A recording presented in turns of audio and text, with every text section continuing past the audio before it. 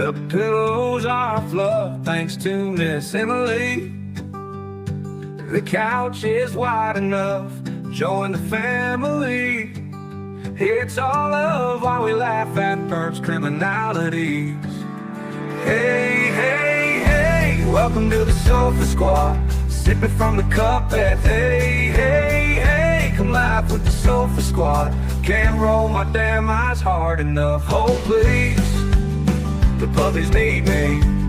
Ooh, oh, please, my body is rejecting none of that fancy credential stuff. I'm just here for the cringe binge. Hey, hey, hey, welcome to the Sofa Squad. Sipping from the cup and hey, hey, hey, come laugh with the Sofa Squad. Can't roll my damn eyes hard enough.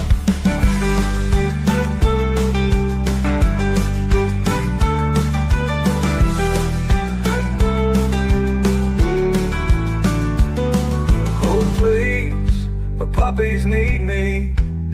Oh please, my body is rejecting none of that fancy credentialed stuff. I'm just here for the cringe binge. Hey, hey, hey, welcome to the Sofa Squad. Sipping from the cup that hey, hey, hey, come laugh with the Sofa Squad. Can't roll my damn eyes hard enough.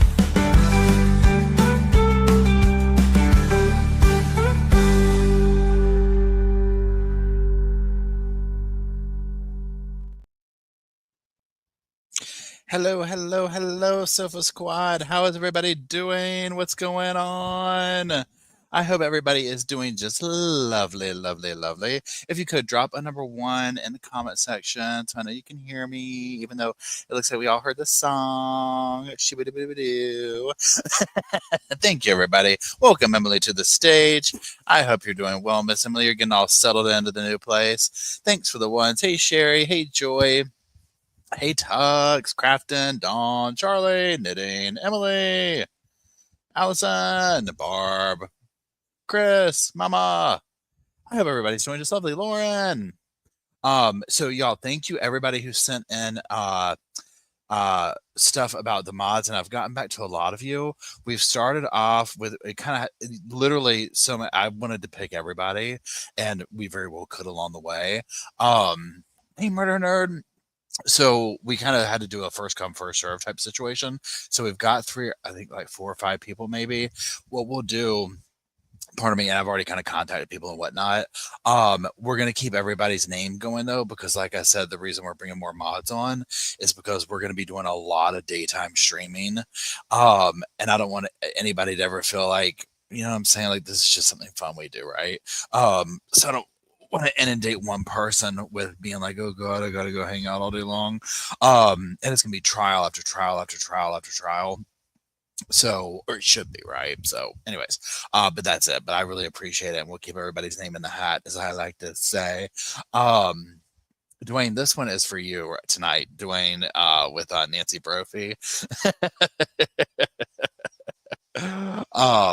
So yeah, and as we need more people, oh, Donna, Lena, do you mind sending me another email? Because I got all misordered with my emails. Hey, Shayna, I hope you're feeling okay. So yeah, so anyways, but we'll be tidying that up and whatnot. Other housekeeping stuff. Saturday morning is the members chat, member/Patreon. We'll kind of tidy up our last thoughts on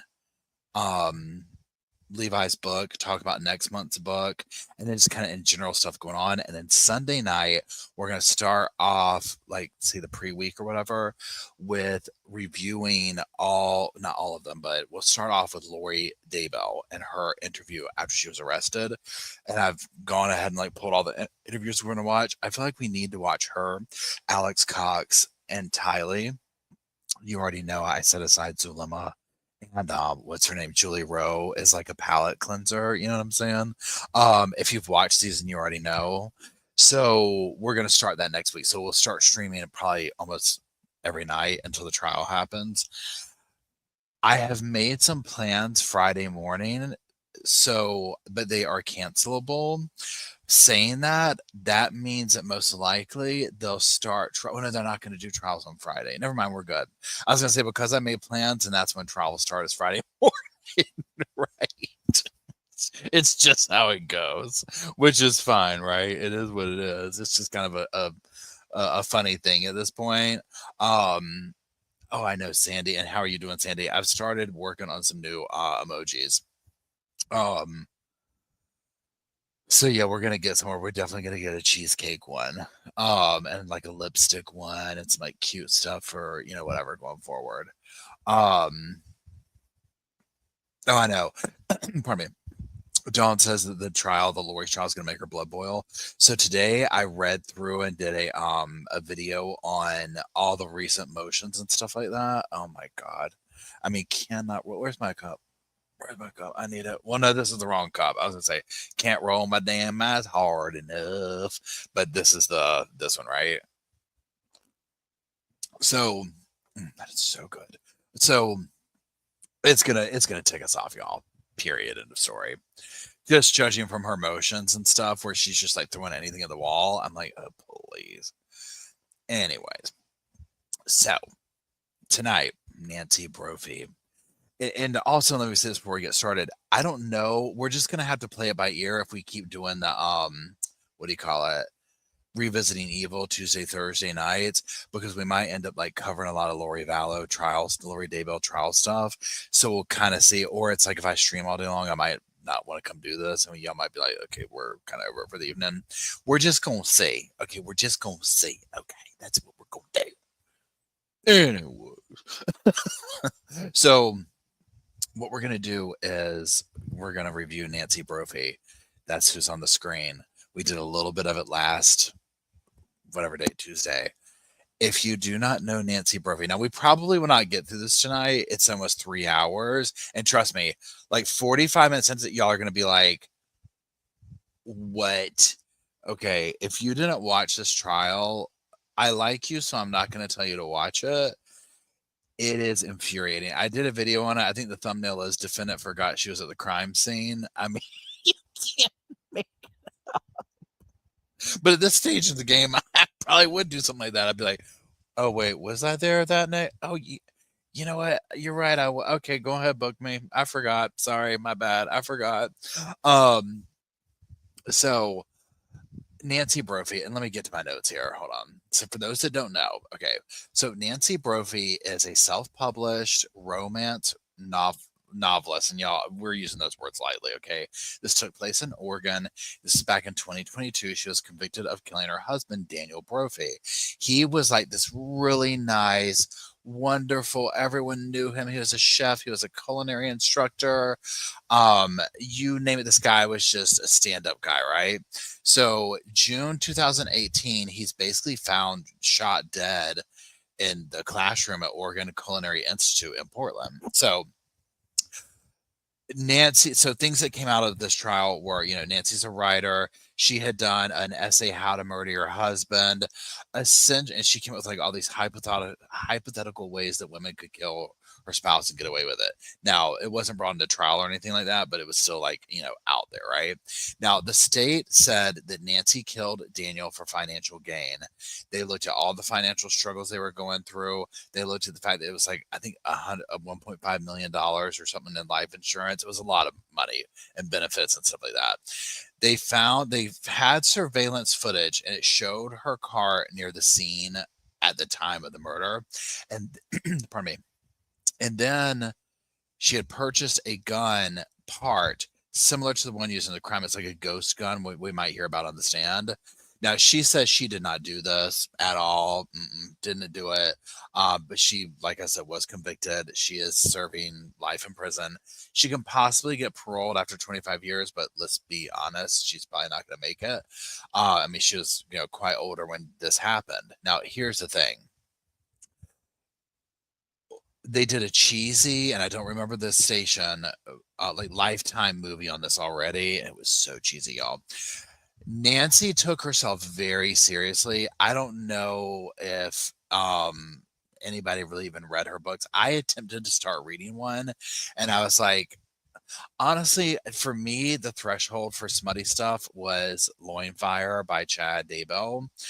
So Nancy's was so dry and boring, it never really got there. And you already know, ma'am, it's taken me a year to get halfway through that book, Visions of Glory, right? So you already know I put her book down, but I have it tucked away somewhere. And I've thought about doing it, but it was literally so boring. And even when I did like I think one video on it, people are like, it's just not even funny. It wasn't, it was just weird, right? So on the stand, Nancy will go, was she up there for days being interviewed or questioned by her defense attorney? They were cackling. Oh my gosh, just a talking.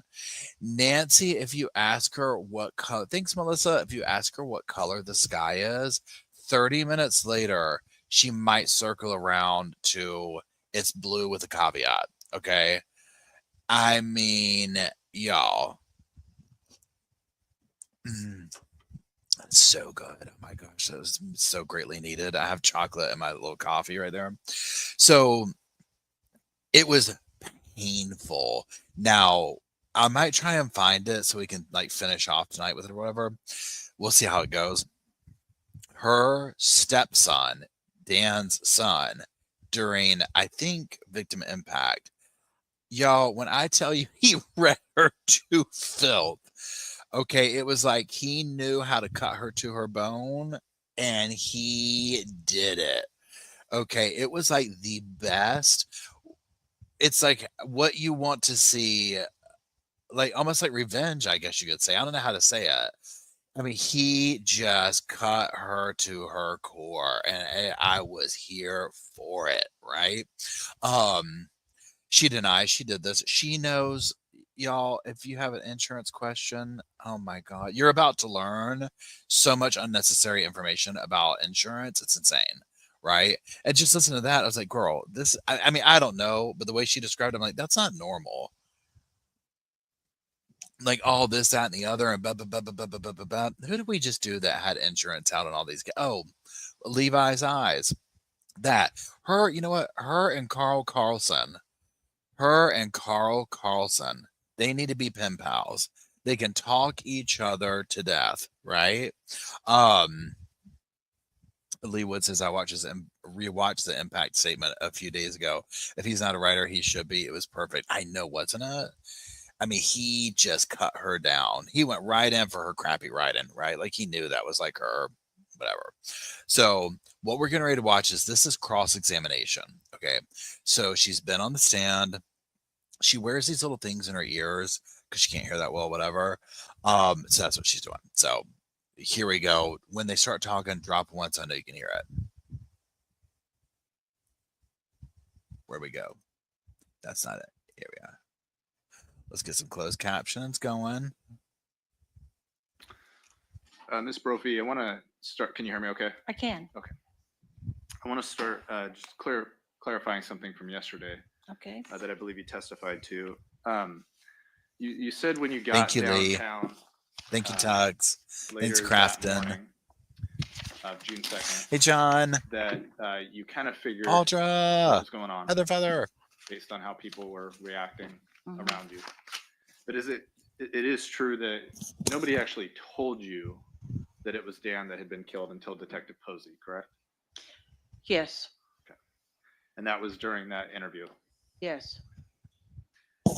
She got You real stated serious here. that Karen called you before you went into that interview. Yes. Dan's mother, Karen. Yes. And that you told her that it was Dan and that he was dead. Yes. Based on the fact that you thought that Dan had been killed. It was more than think. But you hadn't been told. I had not been told, but I had not heard from him. She's All also of his friends psychic. avoided looking at me. And the police officers knew who I was before I got there. And one police officer hugged me. This is not good news I'm going to hear. What if you were wrong? Then I would have called Karen and said, happy days, I was wrong. And Karen and I would have celebrated and we would have laughed and we would have had family jokes about this for 20 years and it would have been much, much better than it turned out. stated you bought this ghost gun build kit and you realized you couldn't put it together. No, I realized it was more intricate. I didn't realize they couldn't put it together. It was more intricate than I had thought it would be. And based on what? Now, also with Nancy, you heard what she just said there. Like, no, I didn't realize I couldn't put it together. It was just more intricate. Like she doesn't want to be told, like, you see what I'm saying? Like that kind of narcissistic thing she's got going there. She doesn't want to be told she can't do something or this or that or blah, blah, blah, blah, blah, which is her own downfall. Okay. Because even faced with all the evidence that they do, it's like, girl, your car is there. This is there. And 5 minutes later, your husband's dead. Seriously? And you knew he was dead? I don't know what you're talking about. I lost time. Based upon the fact that it was supposed to be few parts, and I thought it was a few too many parts. What steps did you take to actually try to build it? I didn't take any because I wasn't ready to write that story yet.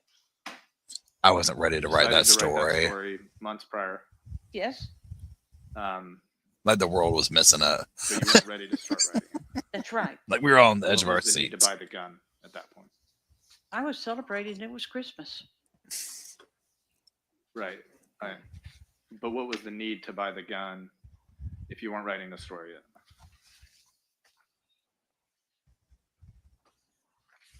Mr. Overstreet, we have had testimony upon testimony upon testimony about the fact Dan was a collector. Dan wasn't a collector by himself. I had my little piles of stuff. You know, what I found, what I have found in life is if you see something you want it, you can afford it, buy it now, because circling back for it, it may or may not be there. And so now you're a gun collector? No, now I have a piece of writing information research.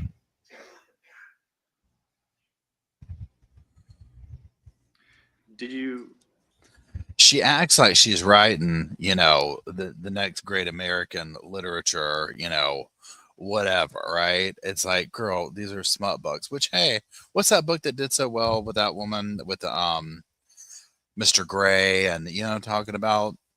I mean, you never know. And I think that's what Nancy wanted to be. She wanted, I mean, who won it, right? To get that kind of success. But I think that's what Nancy wanted or thought of herself. She's like, well, I've done research. Oh, yes. Research, girl. You said you didn't take any steps to try to build this gun. I did not. And I want to show you what's marked as State's Exhibit 25. 50 Shades, yep. First of all, do you recognize this? Yes. That's the gun I killed him with. I'm sorry. I meant that's the ghost gun. Well, you're further away than I would say, but certainly it looks like all the parts are there. Is this what it looked like when you got it? Yes, Approximately. approximately. And you saw this part in the kit. I did. Was there anything you needed For real, to do colored to pencil cat. make it functional? I hadn't gotten that deep into this gun. I'm not sure how to answer that question because the answer is I don't know. Is there anything in the instructions or anything you saw online that made you think that you needed to manipulate this part? And once again, I go back to I don't know because there are a slew of parts. You know, the only thing I can attribute it to is when you buy an IKEA thing, there are pieces that come fairly close together. And that isn't where you celebrate. You celebrate the little bags of all, you don't celebrate the little bag. Let me say this sentence again where it makes sense. You're delighted to see pieces more or less together. All the little parts, you're less delighted to see. And is why I mean, she's who would even say that way? Why would you even say it that way? That just like literally sends me over the edge. you never even opened these little baggies? I wasn't ready to start yet. I didn't want them misplaced. No attempts to try to build it. You didn't do any further research because you Her husband's name was Dan. That's right.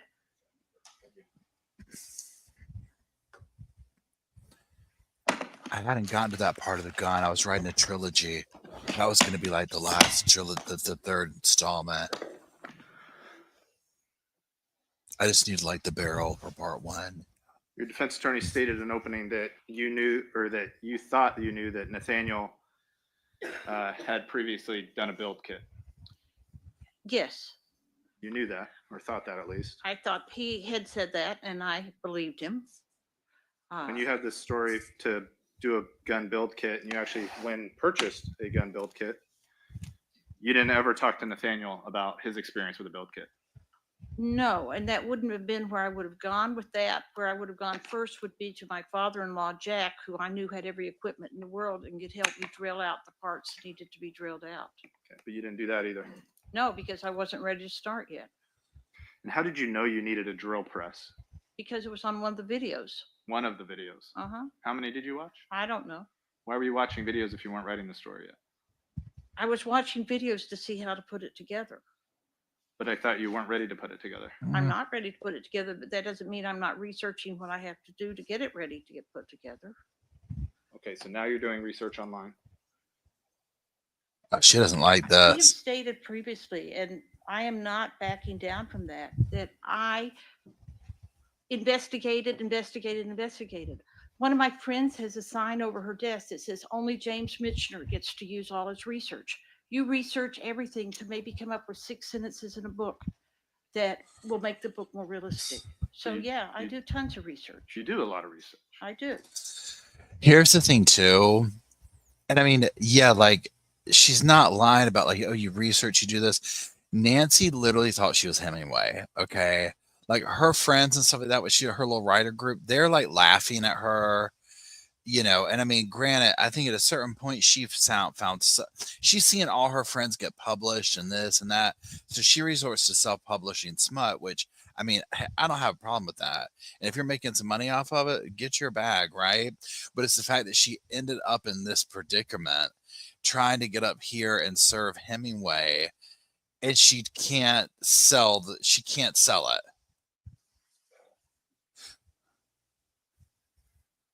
So I'm just having a hard time having that make sense with what you said about planning and preparing. Dan was a better planner than I was. Hang on, let me ask you a question. I'm so sorry.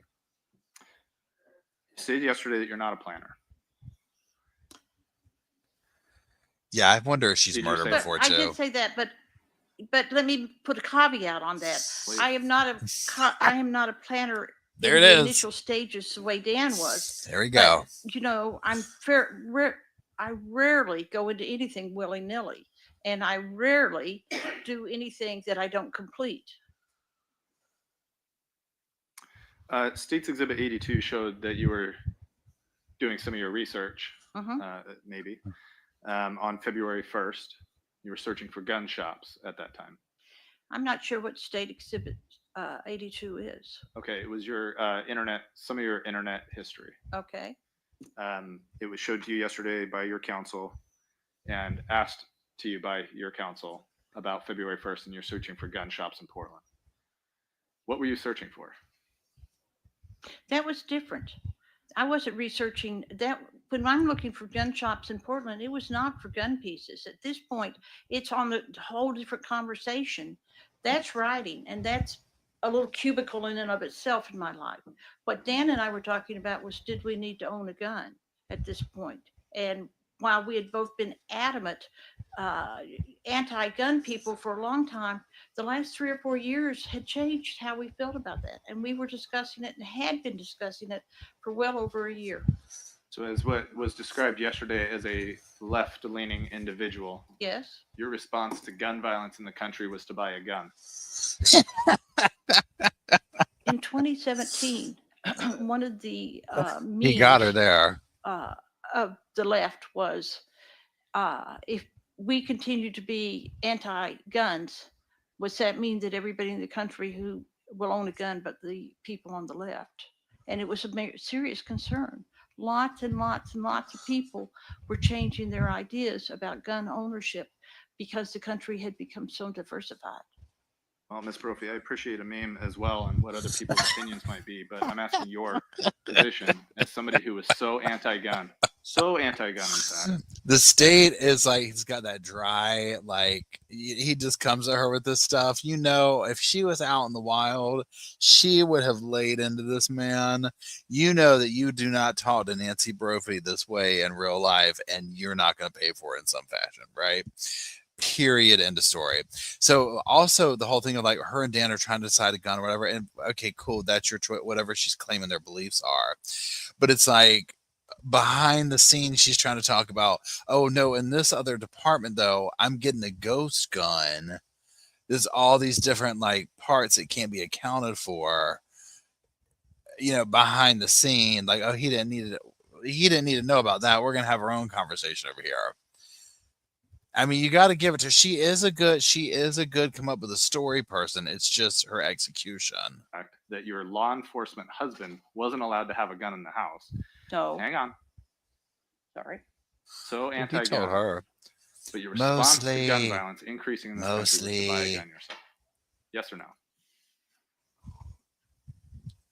Yes, with a caveat. Take a drink.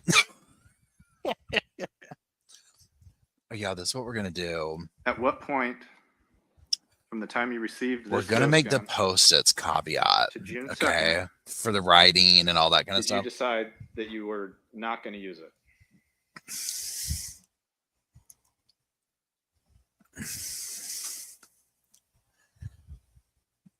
We're speaking now of the gun that we bought at the gun show. No. Oh, all right. Ask me the question again, please. This ghost gun that I just showed you. Right. What point did you decide you were not going to use it? I never decided I was not going to use it. Is that why you kept it? I kept it because eventually I was going to put it together and write this story. And you decided the way to keep it would be to put it in a box with scarves and purses and store it in storage. No.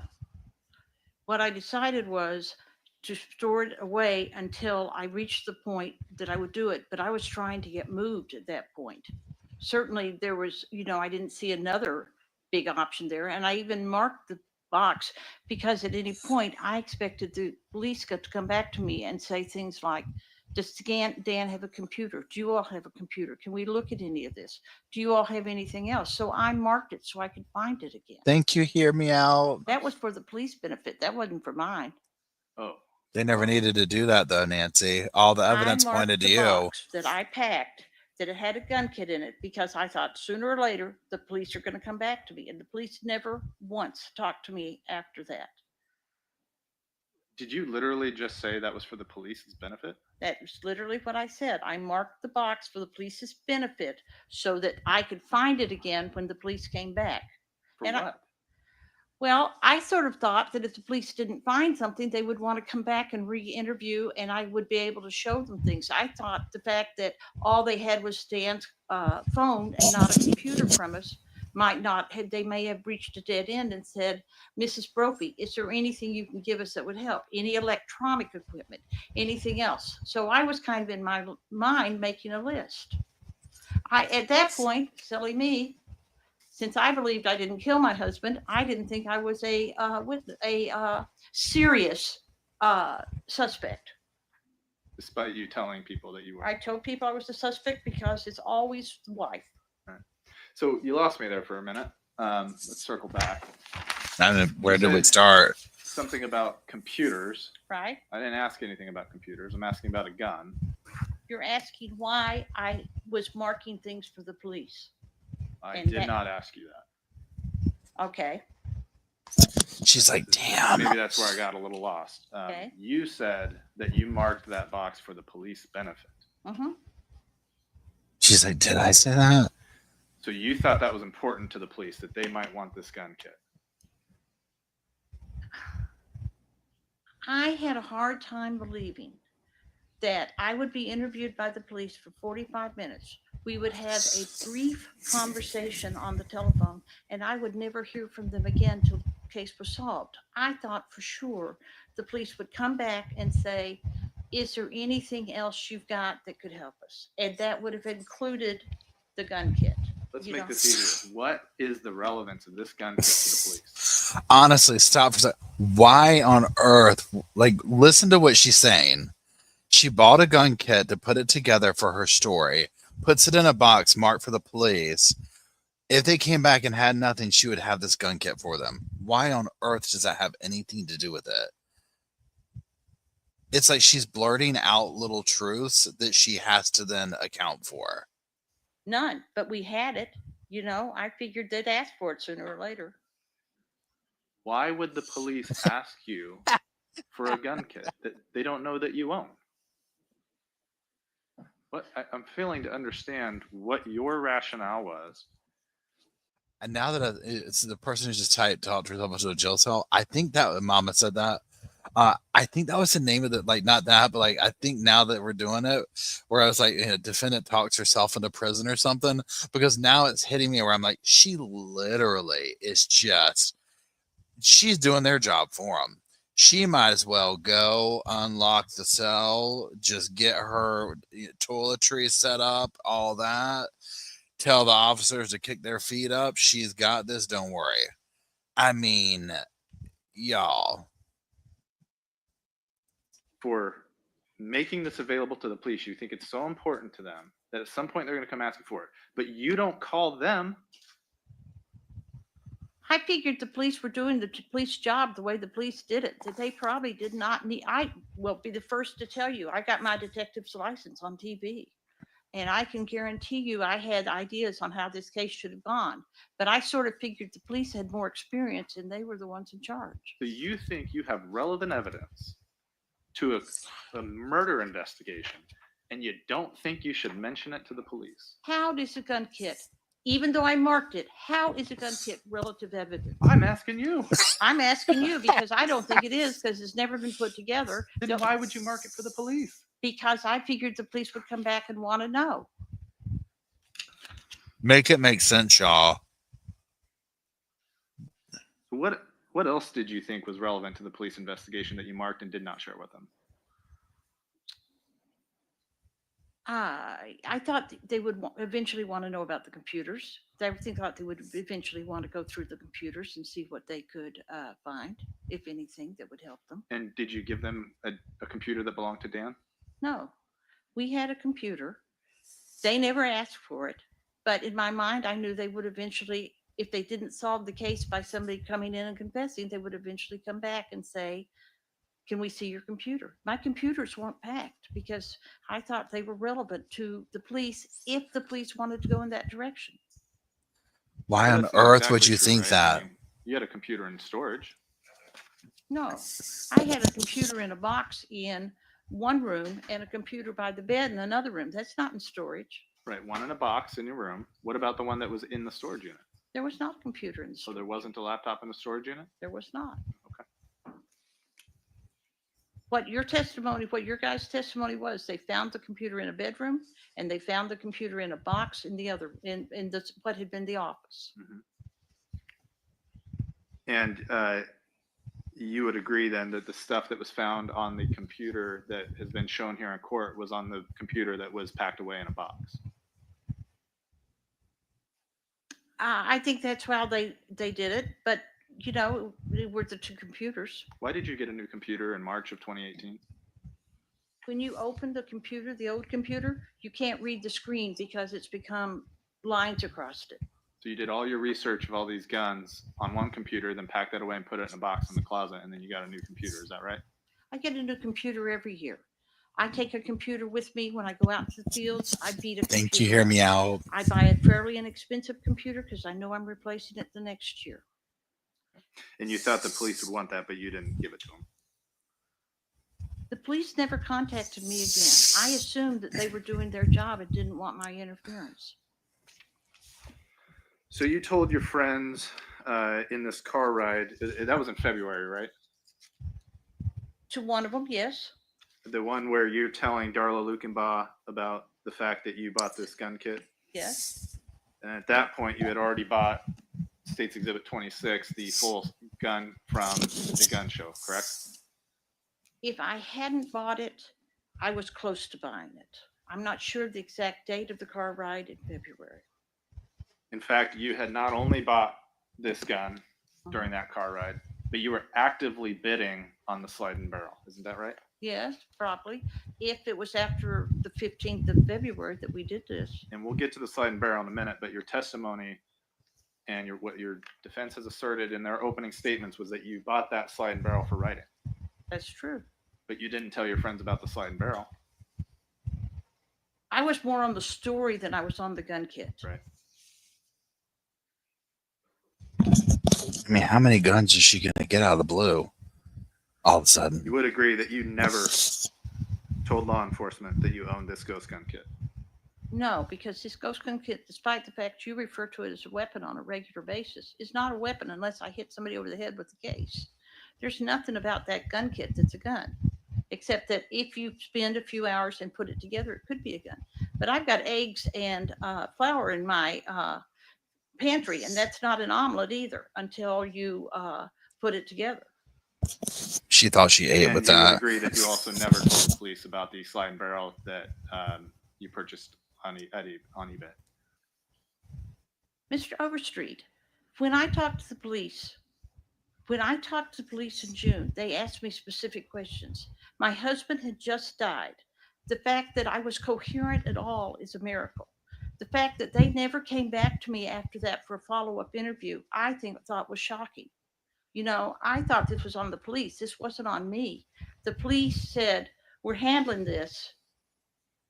You just go home and rest. You know, you go home and take it one day at a time, you know, and they never contacted me again, except for the things that they asked me for, which was Dan's schedule. I got that to them and I was having trouble with their email, but I did what I was asked to do. Are you declining to answer my question? Perhaps not. What was your question? That was a lengthy answer for not remembering my question. Well, I go off on tangents. So I was the same as her. I was like, I forgot what the question was at this point. I asked you, is it true that you did not tell the police about the slide and barrel? It is true. I did not tell the police about the slide and barrel. The slide and barrel that would fit perfectly on the gun show gun that you purchased. The slide and barrel that I was using for research for my writing, I did not tell them about that. You can answer that question. I did. I said I did not tell them.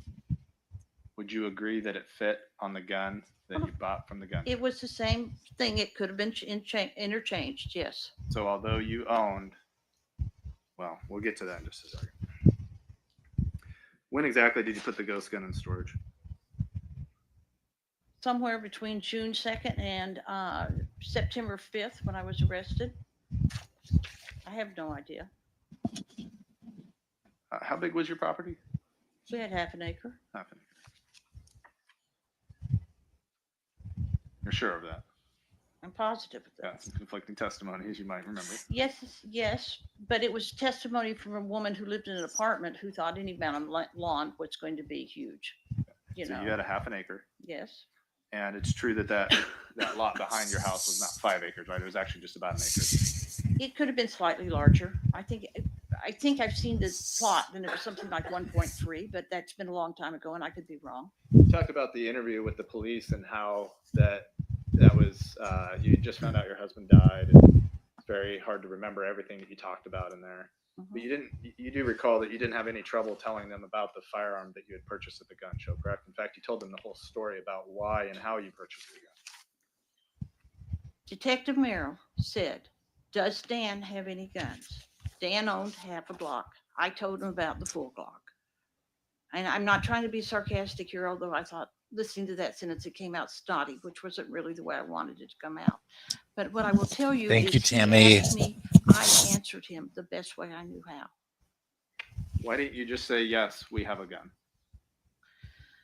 I was trying to be helpful to the police at this point so they would know what was going on. You know, at this point, I thought they were going to find my husband's killer. I didn't think they were going to say, let's look at the one person who didn't kill him. But instead of just answering, yes, we have a gun and it's at home, you actually made sure to give them a full story as to how and why you purchased that gun. Mr. Overstreet, you are having trouble keeping me quiet now because I tell stories as I'm talking to you. Do you think I was less than that with the police when I'm upset? Man, This is how I talk. Amen. I tell full stories to illustrate what I'm saying. Even though you were just informed of your husband's murder. Well, apparently it didn't make me quieter. It just made me more upset. And you paid cash for that gun? Yes, we did. Your attorney made a big deal out of you purchasing things with your debit card or credit card. Right? Why would you pay cash at the gun show? Well, actually, that was Stan's idea. And when we talked about it and what have you, he said, here's $400 in cash. you get cash from your thing. So I went on Dan's idea on that. Didn't you actually withdraw the $400? I withdrew the $400, but he gave me $400 in addition, and he gave me cash. Okay, I don't know that I quite understand that. Didn't you withdraw $400 from your on-point account? After he had given me the first $400 How did he give you $400? in cash. Where did that come from? Dan has cash at the house. Dan operates a cash business. You know, he sells eggs. He sells crap on the cart. He sells, he operates with a lot of cash. Okay, so he gave you, and we'll talk about that too. So he gives you $400. Everything with her is so complicated. Like, and I mean, granted, she's lying about a lot of this stuff, but that's what she doesn't realize. But I think even normally, you know, and then she was like, "Oh, Dan said I could do the cash flow." You know that she if she didn't call all the shots, there was going to be hell to pay at the house. Period. Mm-hmm. You then go to on point and Mhm. withdraw $400. Mm-hmm. So you have $800 cash. I do. What did you do with the remaining $300? Well, it wasn't a remaining $300. As they were taking the gun apart to show me how it worked, they sold me, but I didn't have a receipt on this. They sold me some oil that they thought I was going to need, and in addition, I had bought a book on Glocks in general. So, what did I do with the probably 200 plus, but not much plus? I don't know. Maybe I gave part back to Dan. That was a long time ago. It wasn't that essential to me. I have no memory of what I did with it. You didn't put it back in your bank account. Maybe Dan and I went out to dinner. Who knows? You know, but I could have just as easily given it back to Dan. Okay. Told detectives, and I believe you testified to this as well, that you got home with that gun Mm-hmm. and looked at it, Mm-hmm. thought it was heavy, ugly, some other maybe descriptive terms you used. I'm not quite sure right now. But you realized you didn't want it. You and Dan both realized you didn't want it. I think we were both ambivalent about it still. This didn't really solve the problem, but I think we went back and forth for months before we bought it and for weeks after we bought it. Okay, so you didn't decide you didn't want it that day. That's right.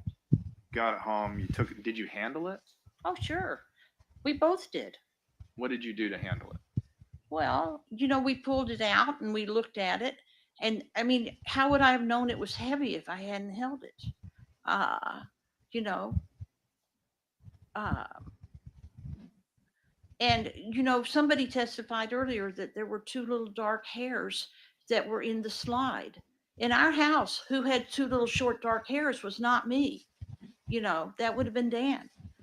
He handled it. Did you see him handle it? Yeah, I was right there. And what did he do with it? He looked at it. He picked it up. He messed with it.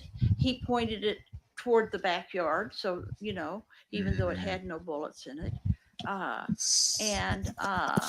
You know, I don't recall. We had a great conversation about it, but he definitely handled it. Did you ever remove the slide and barrel? Oh, sure. I played with it. Oh, you did remove the slide and barrel. Sure. Oh, I didn't think that was a secret. well, you didn't tell the police that.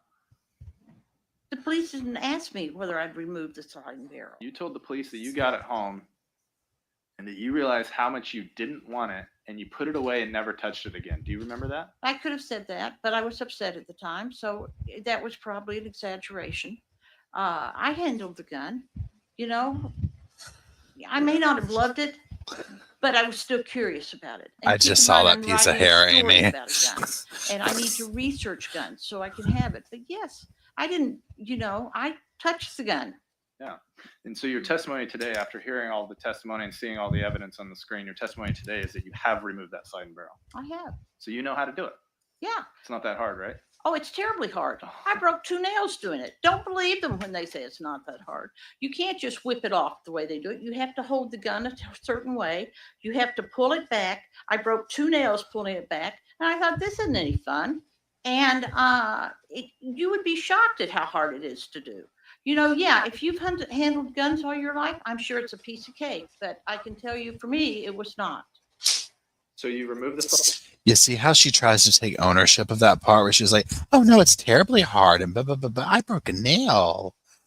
Like she really tries to like, but again, imagine her like out and about in real life, like at home with Dan or at the grocery store or whatever she does, her writers group. Like this is how she got away with so much because number one, she just talked people to death. But number two, she like, quickly can circle back around. Even if people know she's BSing, I mean, out in the real world, it's just like people don't want to mess with us. It's just like, go away. sliding barrel. Yes. You can see that it's nearly identical to the ghost gun sliding barrel, correct? I'd have to look at both of them now, but I would say yes. Let's do this. She's like, Oh, yeah, we can look at, okay. look at her trying to take control. Okay, yeah, we can look at that. The girl, he's getting it. He's going to do it. He doesn't need your permission.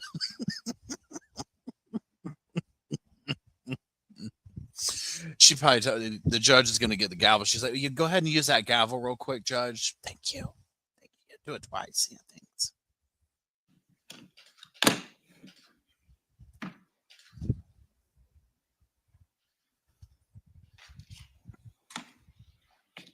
I'm not going to hand these to you. I'm going to show them to you. Yes. Agree that these look nearly identical. I would agree that they look identical, but they obviously are not. One of them is quite a bit longer than the other one, Quite a bit longer. which makes them not identical. When you're circling the little things on which find 5 things in this picture that aren't identical, you would circle that. Right. This one is slightly shorter. Yes. Glock 19 ghost gun. What else is not identical about this gun? Well, Slide barrel.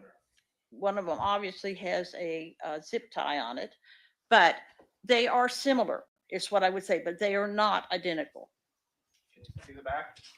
Yes. I agree they're similar. Can you see the top? I agree they're similar. I'm not going to point this at you, but can you see the barrel? I can. Okay. Anything about this side that is not exactly the same?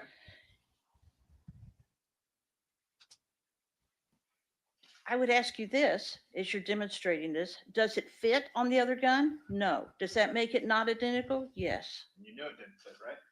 I knew it didn't fit because I knew that I had a book on Glocks, and in order for a Glock to work, it had to work the right way. You knew it didn't fit, and then you bought a sliding barrel that would fit the gun show gun, right? No, I bought a sliding barrel that was the same one. I could have easily bought one that fit the ghost gun, but I He got didn't. her with that I bought one. this one. Why would you buy another sliding barrel to fit the ghost gun when you couldn't build it? You already own it. You own this piece right here. You own this. Yes. So why would you buy another one? If a trigger had been available, I would have bought a trigger. I'm telling you, I was fascinated with gun pieces at that point because I was writing a story on gun pieces and making it into a gun. There's a trigger in this kit. Yes, and I would have bought another one if I'd had it. I figured if I could construct them together the way the character would have, it would have worked fine. But Miss Brophy, you didn't buy other gun pieces. You bought a sliding barrel that would fit this gun. That's true. No other pieces did you buy. No, but I wasn't finished shopping either. She's looking at her attorney like, are you going to say something? Your counsel said this. I don't know if you believe it or agree with it, but I'm going to ask you. You needed to buy that sliding barrel because you were worried about taking this gun apart? Yes, Okay. But you just testified that you took the sliding barrel off of it. that's not taking the gun apart. We're talking about if we took the sliding barrel itself completely apart, could I put it back together and have a gun that wouldn't backfire on me and kill me?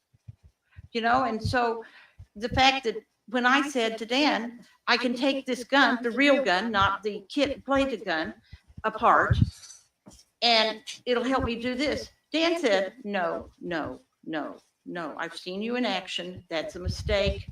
Let's keep it together. We may get to sell it. I'm not talking about taking the entire gun apart. Okay. I'm talking about the sliding barrel. Yes. The critical piece of information, as you know now, if you didn't know before this trial, you know now the sliding barrel is at issue, right? Yes. You keep talking about the gun and taking it apart and all that. Talking about the sliding barrel. Mm-hmm. You have a gun complete, Mm-hmm. sliding barrel intact. You know how to remove it. In fact, you did. Mm-hmm. You can manipulate the sliding barrel separate and apart from the rest of the gun. Mm-hmm. But you chose to buy the exact same piece. Is that right? She's gonna say it. But I have a caveat on that too. Of course. Here we go. Hold on. Where are we? Caveat I have on that was Two I wasn't times. thinking, Oh, Lord. hey, this would work that way. I was thinking because for me, the gun was the gun, the toy was the toy, the pieces were the toy. I'm not talking about the ghost gun, Miss Brophy. We're talking about the difference between the slide and the barrel. I'm not talking about the ghost gun. Okay. I thought when you said caveat that you're going to explain to us why in the world, when you already own this exact piece, you would need to buy another one days later. Within days. What I can tell you is it was for writing. It was not to, as you would have it, murder my husband. Why isn't this for writing? What's the difference?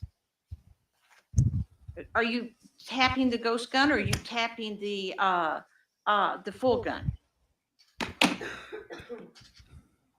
That isn't for writing because that isn't the story. Your Honor, at this point, if counsel's going to be aggressive, I would ask that he not have a gun. What the difference is? Okay, hold on a sec. I'm going to allow him to hold the gun. Explain to me what the She wants him to take the gun away. Now, here's the other thing too. Did you hear her like, it's not the story. It's not the story. Here's the thing. For somebody who's talking about like, Dan and I were against guns. No, sir. No. First of all, I would have been personally scared to order the pieces for a ghost gun, even if you weren't trying to kill somebody. Because I'm just like, I don't want all this shady stuff showing up here. What if something happens? Right? Like that's giving, this scenario. Secondly, yes, somebody said earlier, she knows all this stuff about guns now. She had been researching this and researching this and researching this. People who are like not gun people or not into gun or whatever, like what she's claiming to be, from the sounds of it at least.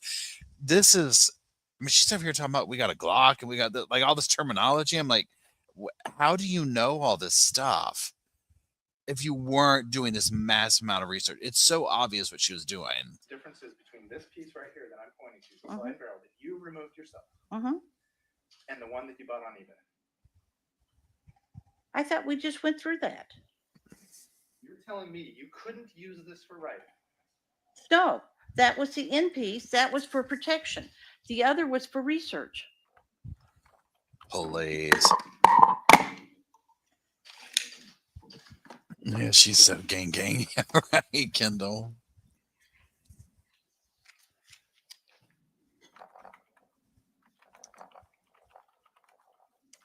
So at this point, you spent over $1,000 in guns and gun parts. Mhm. Is that right? Mm-hmm. She had to get her money back. By Dan the had to time you buy go. the eBay slide and barrel, you're upwards around $1,500. About.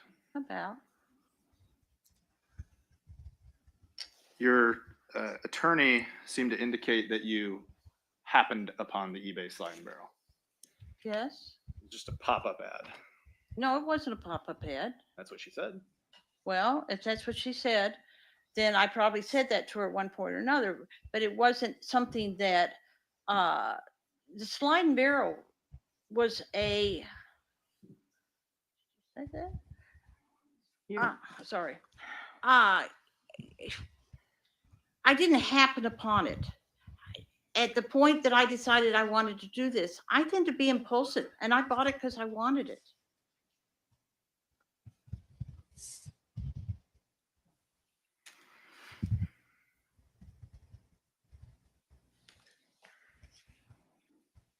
Where is it?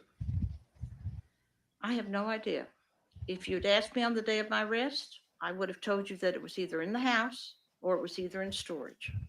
I haven't seen it for months and months and months and months. So, And you just bought it in February and got it at the very last day of February, right? February 28th? could be. I don't know. I mean, I'm not looking at my notes. You didn't lose this gun. No, You didn't lose the gun kit. the gun kit went to the police. The gun went to the police. She already I had didn't that. have to worry about packing that. Ms. Brophy, I'm talking about the time leading up to the murder. Oh, all right. No, I knew where it was. You knew where the ghost gun was. It was on the floor of my closet. You knew where that gun was. Yes. And I would tell you that the slide was on the floor of my closet next to the ghost gun. Sitting on the floor. Mm-hmm. Just like literally sitting on the floor. Well, it wasn't in the middle. It was tucked behind, next to, rather than behind, next to an armoire I had in the closet. Okay. When's the last time you saw it? That's what I was saying. I can't remember. I have no idea when the last time I saw it was. I know that I messed with it in February. I know I messed with it in March, but I can't remember seeing it after that.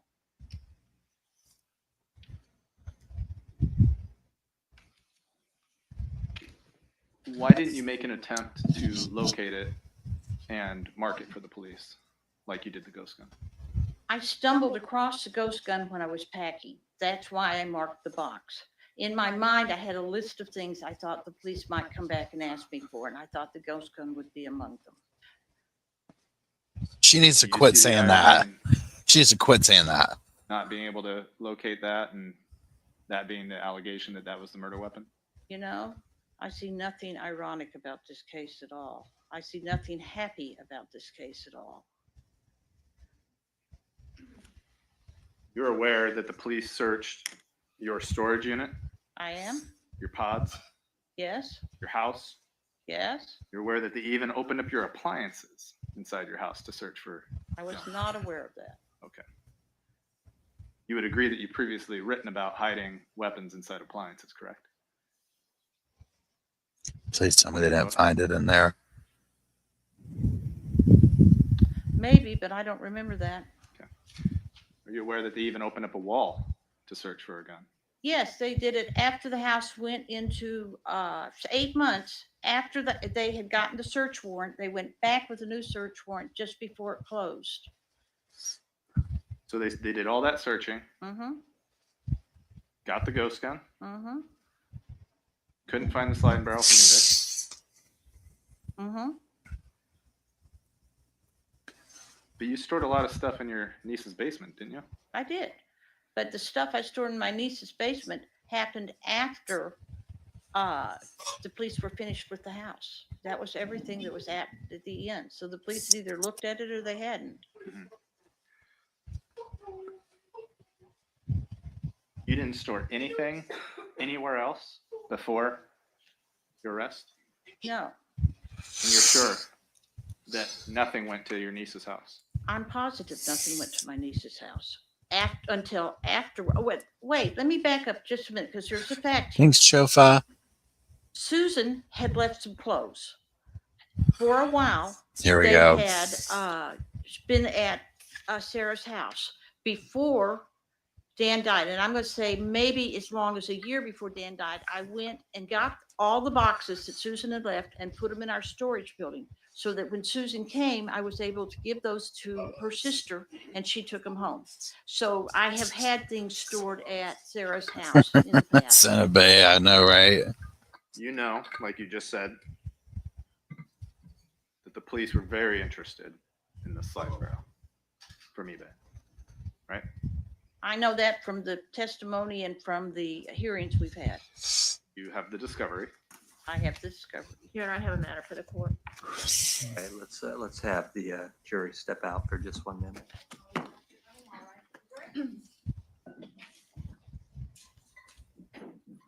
Hold on, let's see if Oh, I need to stand.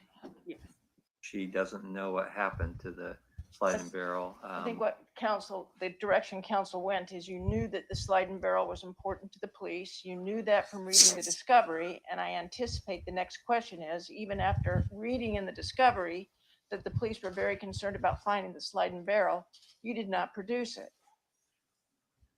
Now, I know that she's already answered the question in the fact that she said, I have no idea where the darn slide and barrel is, but at this point, if we're going to pursue a line of questioning about what evidence she must produce or what the jury should think she must produce post-arrest, I think is wrong.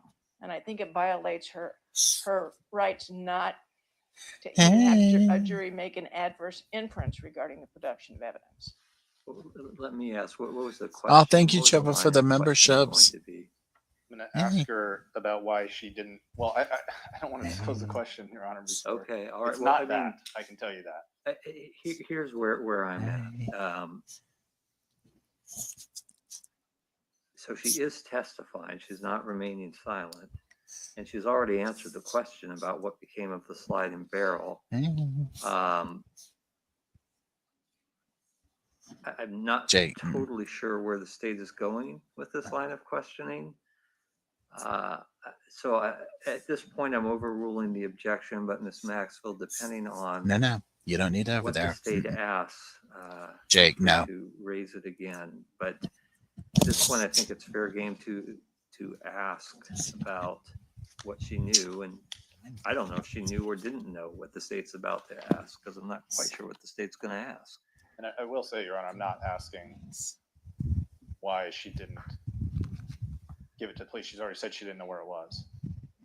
I already have that answer. Are you asking questions about her refusing to produce other evidence? Or, I mean, can you give me a general idea? I know you don't want her to hear the question in advance, but I'm just trying to get an idea of the theme. It is not her refusal to produce There's evidence. 4 dogs. Okay. It's not my line. This is All right. Let's bring the jury back He's in. not gained 1 pound in a month. He's 3.5 pounds still. He went to the vet the other day. But Luke is 4.4 pounds. He's right here. And this is Jakey. Oliver's over there now.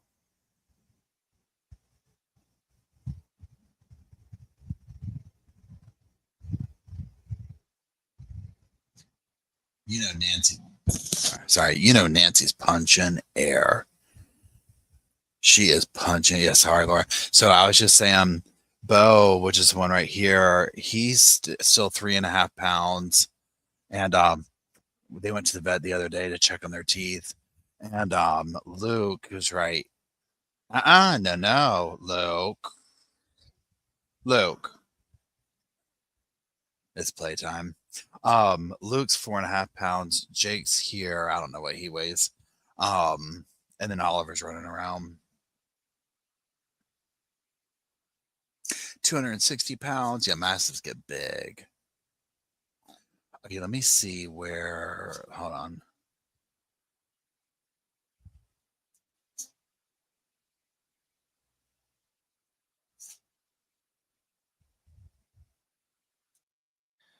You sort of hated guns, you didn't like them, but then you became interested in them for writing, then for safety, and then you seemed to take quite an interest after that in guns.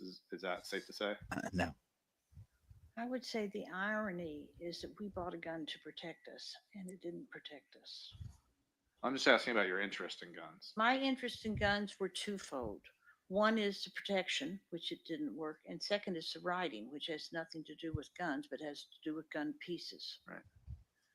But you said you became obsessed with firearms. I was obsessed with the writing and the gun pieces, not with firearms. You know, I wasn't Now I've not found investigating her. AR-15s or shotguns. Does anybody know where that is? Just Where one. her thing about the Just a handgun husband says. that would Oh, protect thank you, my Jenny. character. And you did a lot The of boys research say. on that. Not yet. The I boys say started. thank you. You hear them? Hold on. Didn't you just testify? Like, That I started researching, that I research online all the time, but I wasn't finished researching by any stretch of the imagination.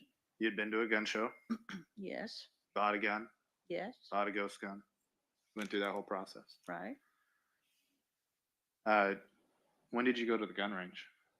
I never have been to a gun range. Never been to a gun range. Uh-huh. So you're doing this research, you're getting ready to do this writing, you have all these people around you that know about guns and own guns and maybe even done some research themselves for their own books. Hmm. And why didn't you ever talk to Nathaniel about guns? I have talked to Nathaniel about guns. There was a point I was writing a story early on, and I told him I needed a gun, a type of gun that I could have my hero use, and he gave me the name and explained why. When was that? Well, it was probably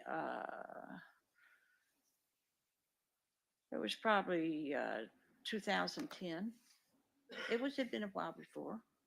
So in 2018, 2017, 2018, you had known for years that Nathaniel had knowledge about guns. Yes, but sorry, You talked to Dan's brothers about guns? that they owned them, or at least Bill owned them. And did you talk to Tanya Medlin and her husband about guns? Apparently, Dan talked to him more than I did, but yeah. And Terry Reed? No, I don't think Terry Reed and I discussed guns at all. What about your other writer friends, including Jesse Smith? Jesse Smith, Salute. I probably talked briefly to Linda Smith, but I knew how she felt. And Linda Smith does not write that kind of a story anyway. Why didn't you talk to Matt Gitchell about guns? Well, I didn't know that he was an authority. Why not follow up with Tony Hall, who you knew was an authority? Tony Hall was really Dan's friend. I mean, I knew him, but I never ran into him. Why didn't you do any research at the gun show or go to a gun store and talk to them? Because I wasn't ready to write the story yet. Oh, That right. would have come. In fact, the company that you bought the gun through, J&B Firearms, Uh-huh. that's actually a gun store that's very close to your house, right? It turned out to be, yeah. They had recommended that you go to Threat Dynamics, or that gun range that we've Uh-huh. seen a couple of times. You never went to Threat Dynamics? Never. You've never gone to the Tri-County Gun Club? Is that the one that we keep talking about out on 26? No. Oh, well, no, I've never been there. She's gonna tell on herself again here in a minute. Where were you going on the 26th when you were out near that gun range? Oh, on the 2 random days in March that we've been talking about off and on? I'm sorry to hear Is that, what you're Amy. asking me about now? We're sending Teddy love. Okay. Dan and I had decided that that was an area we wanted to look at. I'm driving around frequently out there trying to look to see if there's any property, anything that leaps out at us, anything that is all the requirements Dan has. The land has to be flat for gardening. The land has to be fairly treeless so that we don't have the shadow hanging over it. I know what he requires, and I know what I need in the house. Isn't You that know? state land out there? It is after fashion, and that's why I didn't go all the way out to where you're saying it was. I went out after fashion, came back. You just drove out there randomly, were there less than a couple of minutes, and then headed back to Portland on No, the I 26th? didn't. I didn't do any of the. Wait, let's stop. Ask your question to me again, and let me see if On the I 26th, the first day, I believe it was Okay. a Monday, right, while Dan was at work, right, you drove out to that area. right. And according to cell site location information, it appears that you drove out there, turned around, and drove back. I don't think I drove that far out there. I mean, I don't. I know that it's out there. I know because we've talked about it and talked about it and talked about it, but I have never, ever, ever been there. And if I had been going there, I would have gone there with Dan, and I would have gone there with, we ended up at the closest I got to it. We had 2 minutes, 10 minutes that I could have spent there. I can think if I was just going out to fire a gun at dirt, that I could have found someplace a whole lot closer to my house than driving an hour and a half to make that happen. But then people would hear you. So you knew about that gun range. I had heard about the gun range from the J&B people. In fact, that's your handwriting, right? I On don't the know. I haven't seen that note in ages. receipt. So you knew it was there, though. And I'm not sure that is my handwriting as I'm thinking about it. I think they wrote it down. Okay. But I can look at the note again and tell you. Let's not get lost in the weeds here. Okay. You know about the gun range. They I told knew you about about the it. gun range. your car just happens to be out in that area on the 26th. I'm sorry, your phone happens to be out in that area on the 26th. And what I can tell you is Delilah Marvell's property is west of Banks. Vernonia is northwest. The area Dan wanted to look in is this area. And I was looking, you know, and I can tell you we've been looking for a while. You'll see if you went back and looked at my locations at the kiosk. I frequently was. She's given like Ma Fatale from the looking, Goonies. Once again, property, what would work? You know, I'm all over town. Now, to be perfectly honest, I don't remember doing any of this, but I'm sure I did it. And since you brought it up so often, I have seriously thought about it. But all I can tell you is it wasn't a day where I thought, whoa, this will be new and different. This was just a day. And I'm assuming the reason I'm driving around out there in that area is because I look for property. This is not a situation where I have a clear memory of it. This is a situation where if I was out there on 2 random days in March, then what was happening was I was probably looking for property. And that is my best guess. Didn't you have lunch with someone that day I could have. I don't remember. in Portland? I have no idea. She worked so hard to craft a Let's go story, back. and then he Let's just look at the shoots it records. I can down. probably reconstruct, but where does it say I had lunch? Didn't you go to Nicholas's restaurant in Northeast Portland on Broadway on the 26th? Okay, I could have. Does that sound familiar? I go there frequently. I have a friend who really likes to go there, and we frequently meet and talk about writing there. And who were you meeting there? Oh, well, it's somebody who hasn't testified. It's a woman named Marilyn Hull. She's like, I don't On the remember. 26th, you get up, you Google how to load a Glock 9mm. Uh-huh. You drive out to an area that. Wait, happens to I be- don't know that I Googled that, but if you say I did, I'd like to see that. But I could have. I mean, once again, I am messing with gun pieces, you know. I am not messing with research. I am not messing with so I could have put that in that morning if I had some spare time, because I don't think I gave up the gun research until the beginning of April, when I knew I had to get back and finish my other story. Part of the problem is if you don't finish the story you're on, then you have story pieces everywhere. And, you know, people say, what's the most difficult thing about writing a book? It's finishing the book. You have to force yourself to finish it. When you've written yourself into a hole, it's real easy to see a new idea out there that would be more interesting. You have to go back and force yourself. So yeah, I had a few months where I flirted with guns, but real frankly, my goal was to finish the book I was on. She is mad. Look at her. I mean, she's right. I mean, I get what she's saying about the writing thing, but again, she can't figure out why people aren't studying her work in college classes. I mean, she's just like, I don't know why this hasn't happened yet. Okay, so in March, you are doing research at that point. I could be, yes. And can we go ahead and put up States Exhibit 82? Sure. Go there to March 26th, 10:13 a.m. Do you see that? Mm-hmm. Searching. I wonder why she loading put a that on 9mm now. Glock. Okay. Immediately after that, searching cleaning a Glock. Okay. And then you get in your car, Okay. drive out to an area that has now been established as where that Wolf Creek gun range is. I don't know why I put this back on. Okay, but I can guarantee you that I wouldn't have gone that far. And the reason why is because that's all forested land and it's higher elevation than what Dan wanted. But I'm not going to tell you I wasn't out there, because I probably was. You know, you got video that shows my phone visited it. And you're out there for no time at all, basically turn around and drive straight back into Northeast Portland for lunch. That could be. Okay. It could be that that could have happened. I drive a lot in my job. I also drive a lot for meditation, for work, for writing. What does that have to do with what we're talking about? Y'all. You're saying you drove around 2 random days in March. I'm saying my best guess is I was looking for property, but my best guess could have been I was filling a plot hole too. Are you following me? Then I don't know what I was doing. I'm giving you what I regard as great possibilities of what I was doing. Great. So you have a nice lunch, you go home. Mm-hmm. The next morning, you get up and do the same thing. Okay. Dan's at work again. Okay. You drive out to the same area, Mm-hmm. exact same area, Mm-hmm. but you're there for longer. Do you recall that?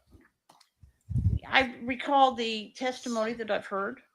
I'm asking if you recall. No, no, these are two random. I drive all the time. I don't think about this. I drive when I'm thinking about the story. I drive when I'm working. I work all over this whole area. No, I don't recall 2 random days in March that I was driving around.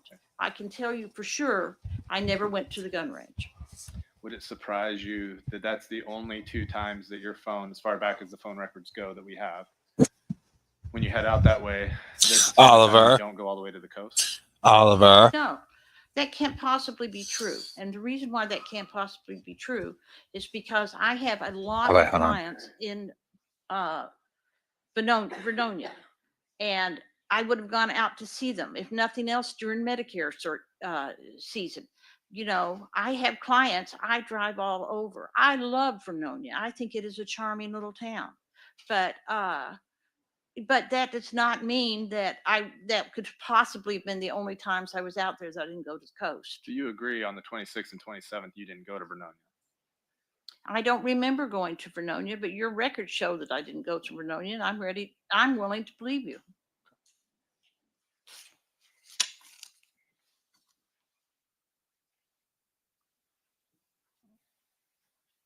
I want to talk about Dan's routines. Okay. We've got a lot of testimony in this case. I think you'd agree that he held a pretty strict routine. Is that correct? Yes. Whatever it was, whether it was what time he left for work or depending on the day, he Sure. held a strict routine depending on what his schedule was for the day. I think you testified that within a 30-minute window, pretty much he got up at the same time every day. Didn't matter if he was going to work. That's absolutely true. What time was that? It was between 4 and 4:30. That's when he would wake up. Mm-hmm. And I think you testified to, and I know you told the police that he walked the dogs, Mm-hmm. take care of the chickens, Mm-hmm. sometimes go get you coffee. Mm-hmm. That was pretty routine for him. Mm-hmm. Okay. Anything else? He frequently, if he needed to do something like go to Wojimaya in the morning, he would do that. He did shopping for his class or for whatever he was doing, usually early in the morning. Okay. You know, he worked in the garden early in the morning. It sounds like you two kind of did your own thing during the day. Like he would go to work, you had your things to do. Like you would have go and meet clients, things like that. But you didn't work together. That's not true. We frequently worked together. You worked at OCI? No, but we worked together on different things. If he had a class outside of OCI, for example, I might take things down to him. I took things down to OCI for Dan 3 to 4 times a month because he would get to school and realize he had left something. So we worked together in terms of doing things, but not necessarily on projects. Right. Am I being clear? Not really. Okay, good. So would you say that generally you knew where Dan was? Yes, I would say that. And in general, would he know where you were? In general, he would know where I was. You guys would communicate, I'm going to work or I'm coming home or whatever.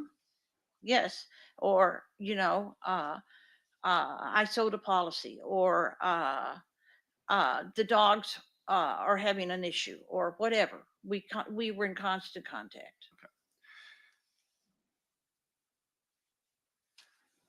Okay. And in general, I know it depends on what kind of stuff is happening at OCI. On the weekends, did Dan generally leave around the same time?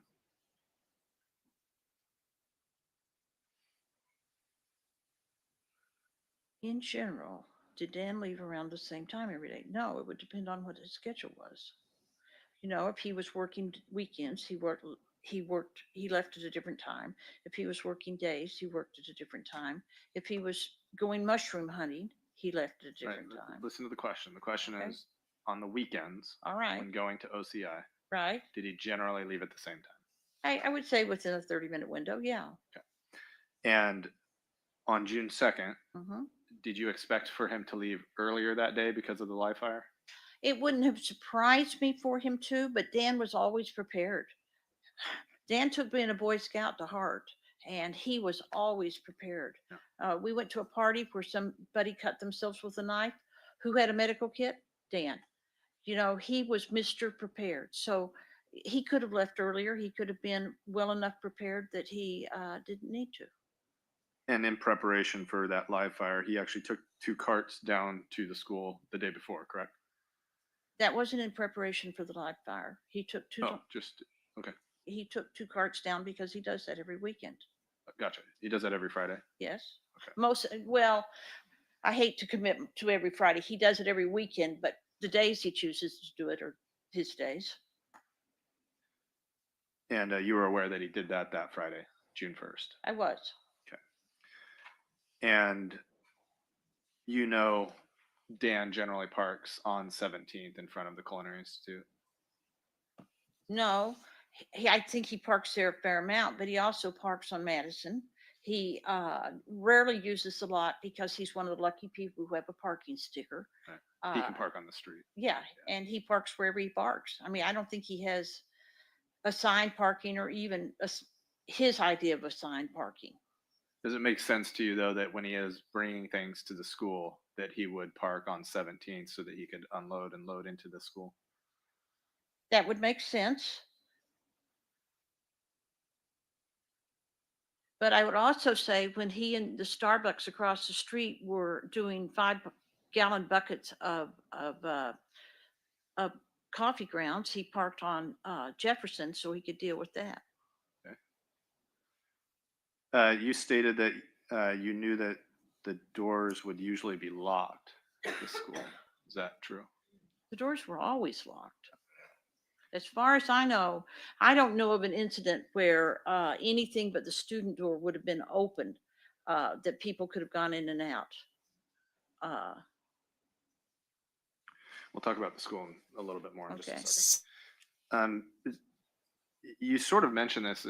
Actually, I think you She did mention this, loves that to Dan talk. always had cash. Mm-hmm. Is that just kind of the guy he was? He liked to deal in cash as opposed to cards and credit cards?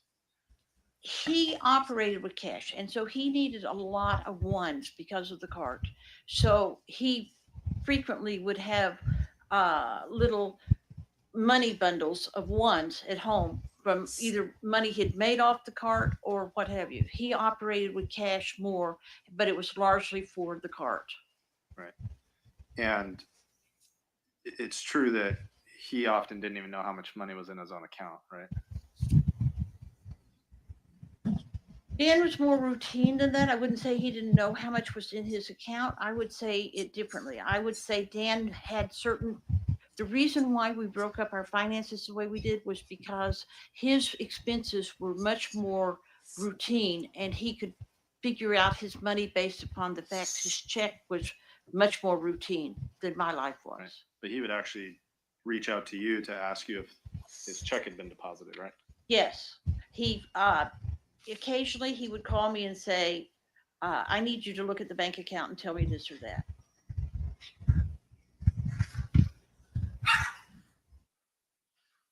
Your Honor, I'm about to start a new subject. I don't know if you want to.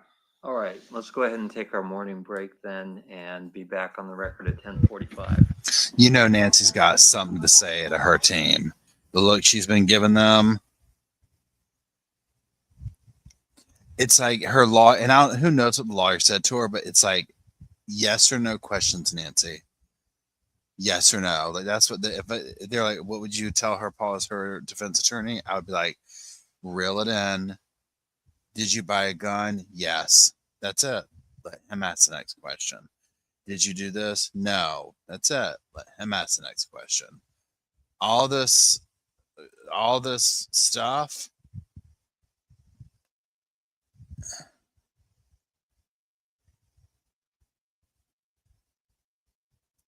That number, Are you talking about that text thread? Susan, yeah. It's 212. She's probably exhausted her defense team though.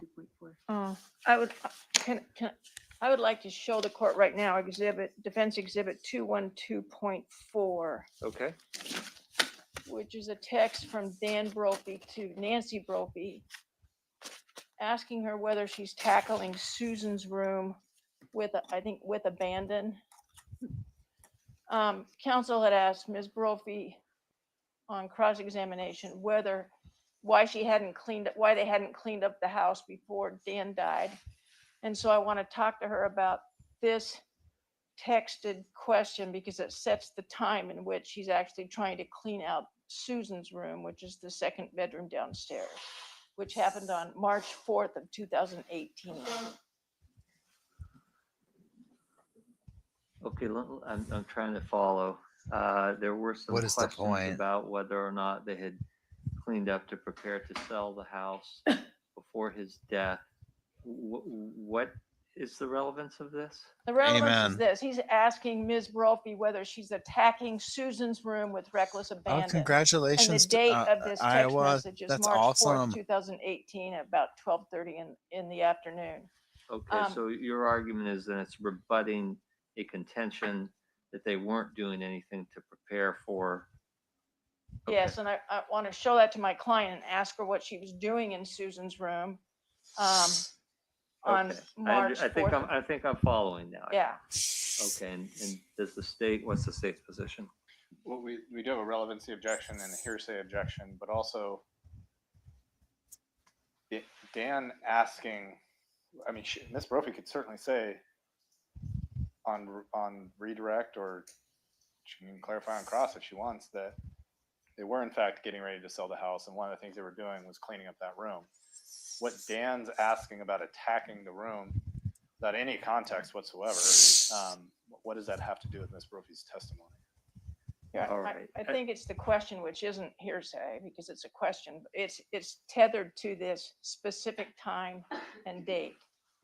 I understand, and she'll answer the question, which will provide the Thank you, context. Giselle, for being a member for 5 so months. I And will yeah, this is probably one I of will the allow this. funnest Are videos you to asking make. to admit as this you or to clearly show see it to why. her I want to her show it. answer? I want to, but I think the date and time of this question is admissible to corroborate Ms. Brophy's testimony that yes, they were cleaning out the house before, and one of the first things she did was to clean out Susan's room, which was the second bedroom downstairs. Thank you, Dwayne. And this is also the room that Jack Brophy had declared was filled with I think it was Dan Brophy's, was it debris? It was just Dan debris.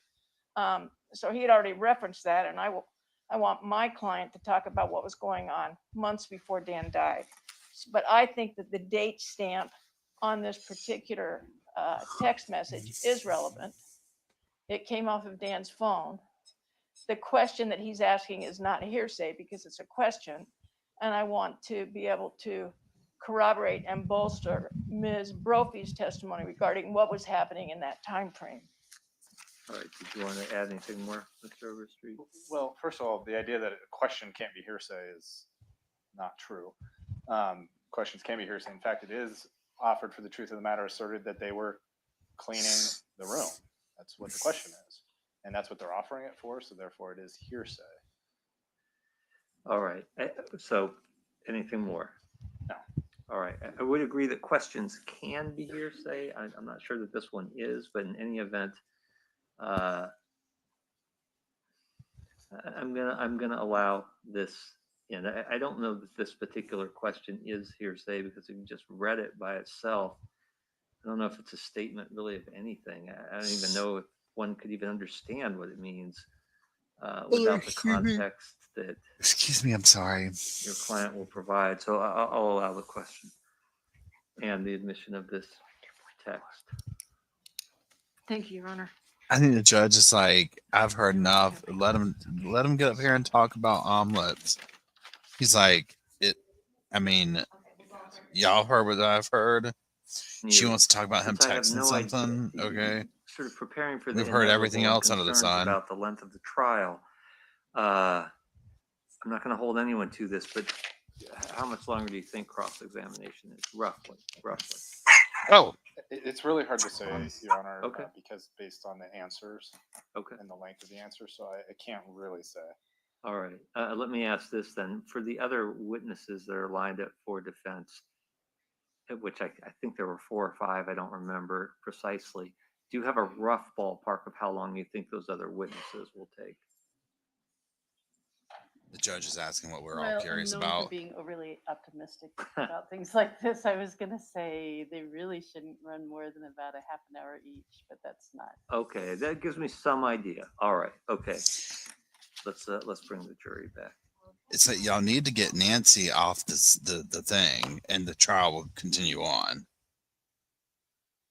She just likes to be seen. She thinks everybody's invested in her little book. It's just nobody cares. She thinks she's Stephen King talking about this is how I write my books. No one's listening to that.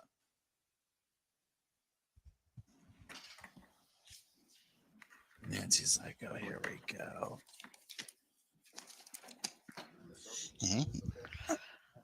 Yes, Yes, I can see it.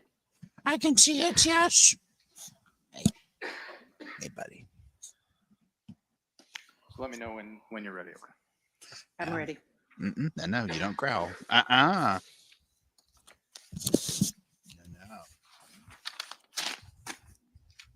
want to talk to you about your familiarity with the Oregon Culinary Institute. Okay. And I asked you if you could see States Exhibit 1. And that's what you were saying. Yes, you can see that. Okay. Mm-hmm. Does that look familiar to you? He's about Yes, to it get does. How many times would you say you visited the Oregon Culinary Institute?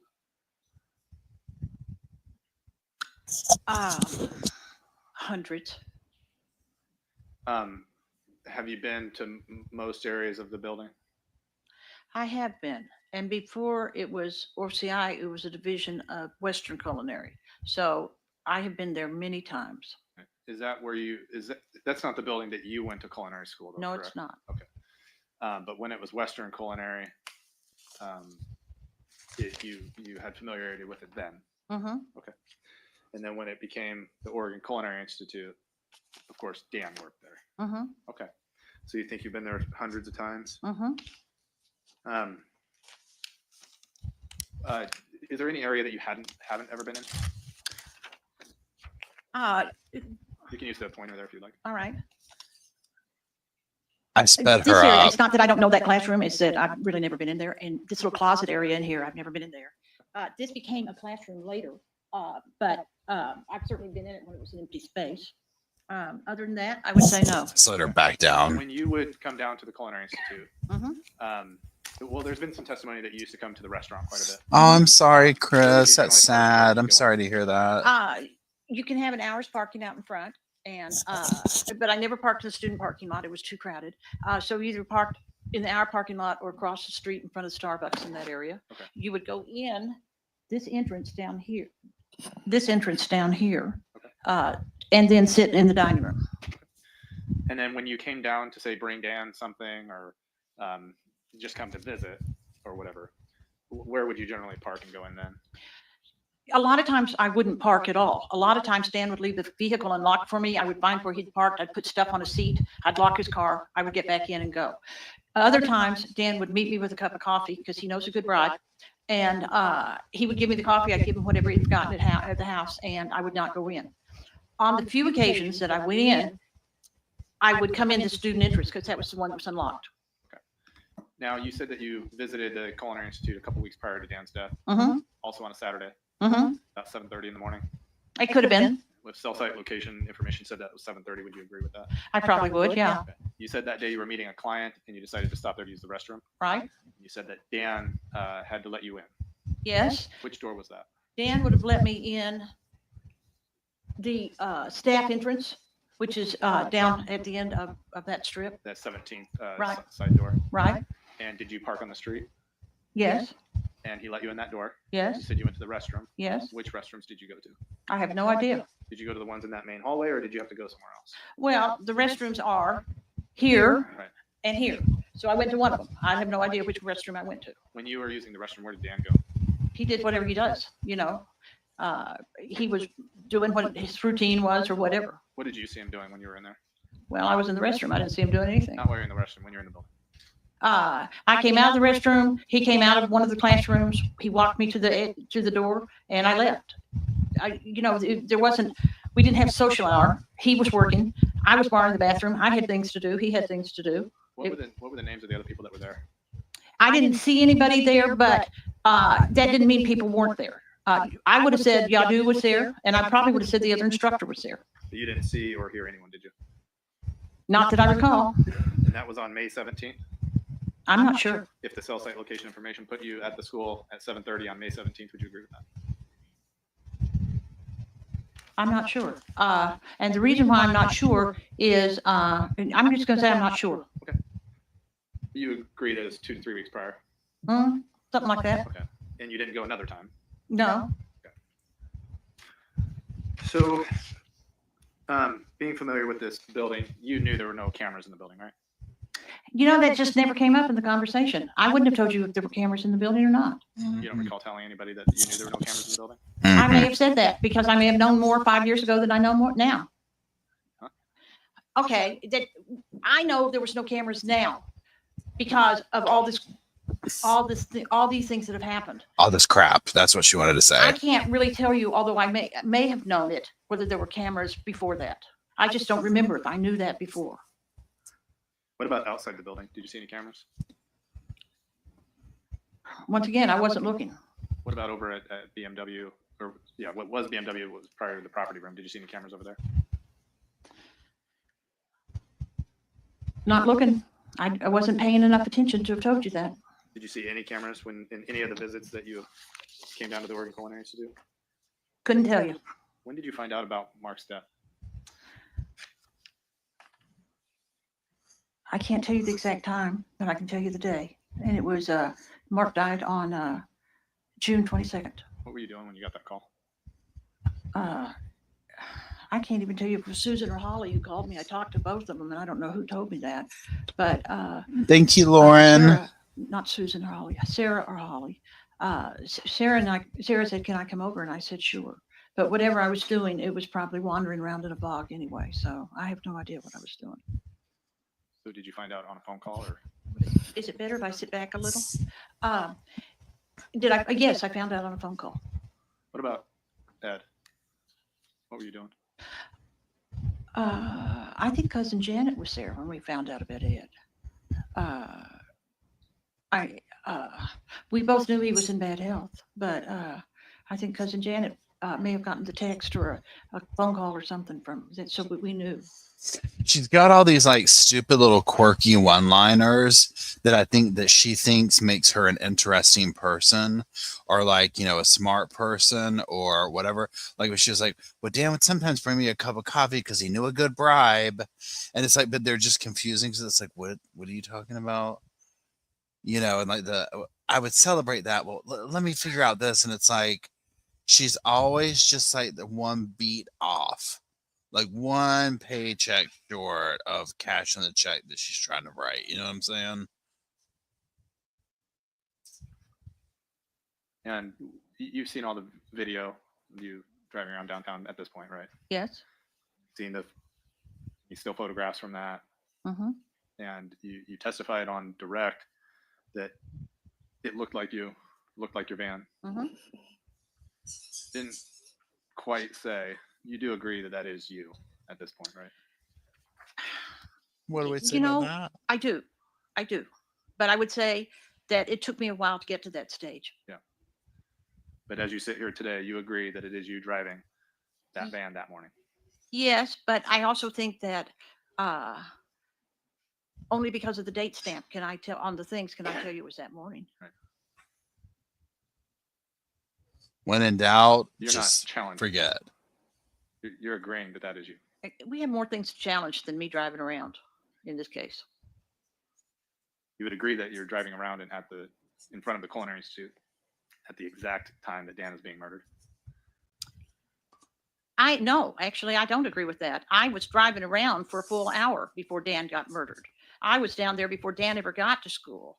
I was driving around writing for a full Thank you, hour. I was Amy. only in that vicinity for 6 minutes, and I don't know that Dan was murdered in that 6 minutes.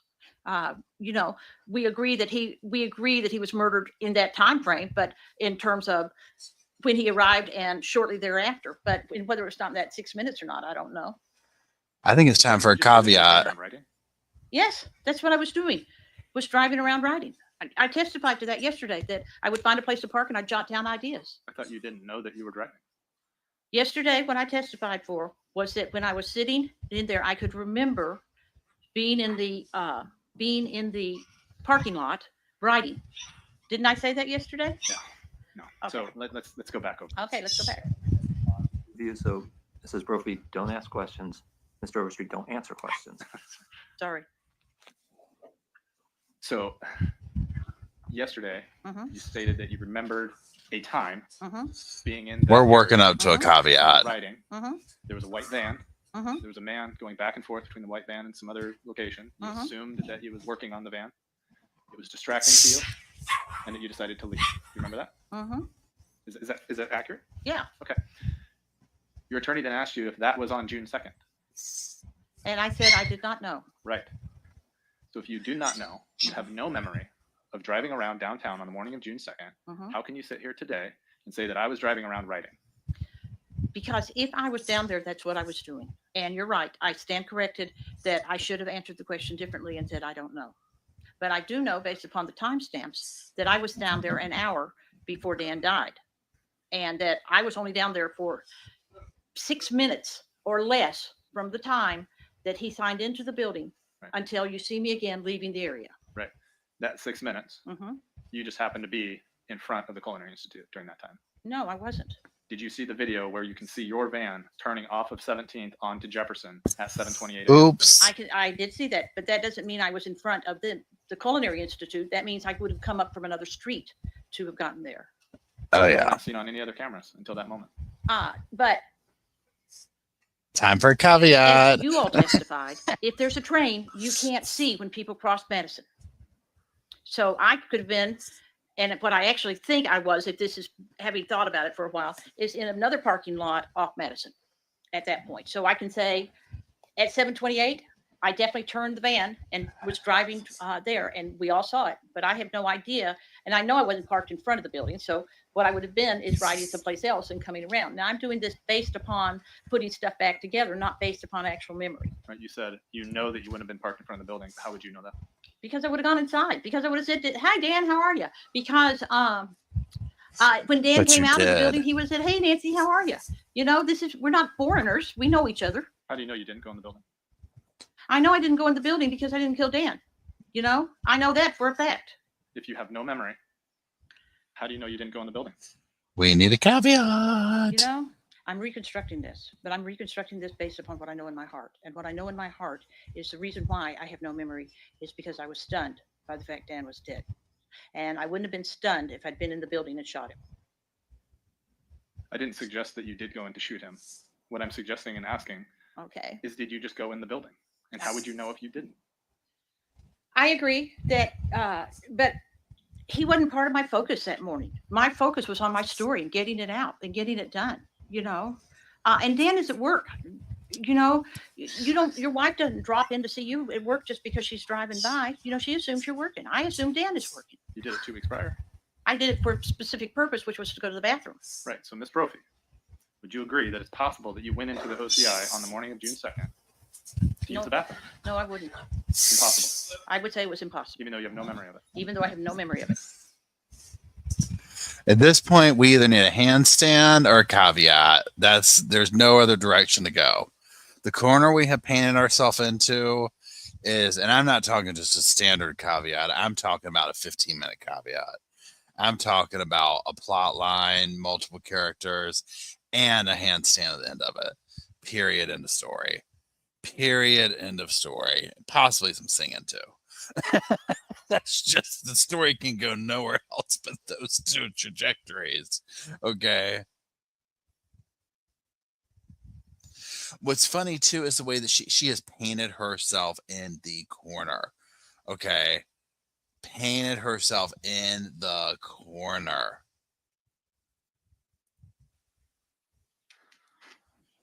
She's looking at her lawyer like, honey buns ain't free. You better speak up. You better speak up. Where did you normally go to get Starbucks?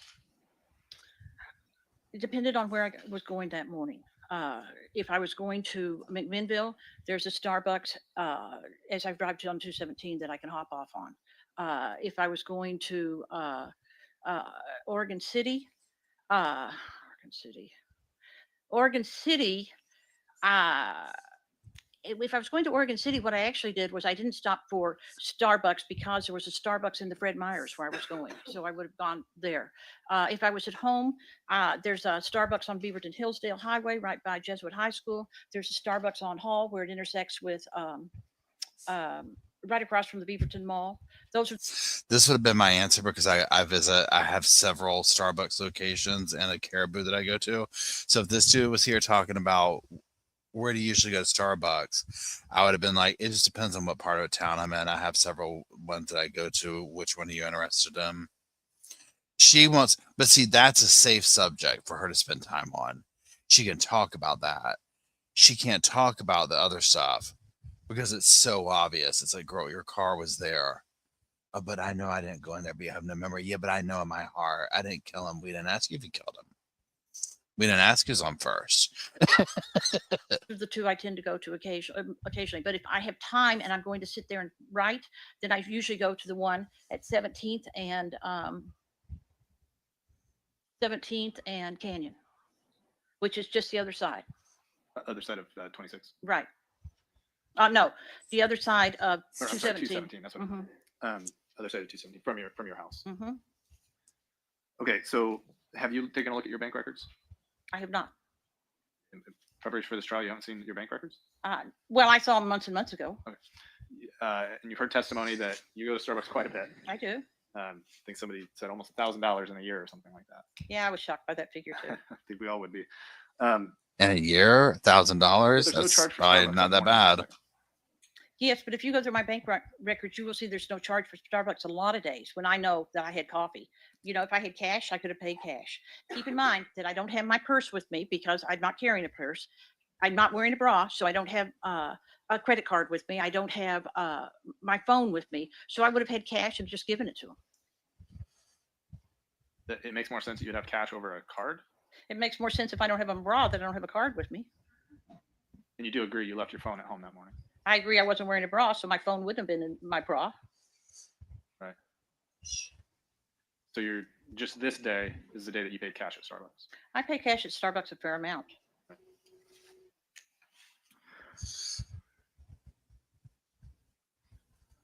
Who's going to stop at the regular coffee shop on the day you kill your husband? I mean, honestly, she's like, I know what I'll do. She's like, I need that mocha, but I'm not going to use the credit card. I've seen some true crime stuff.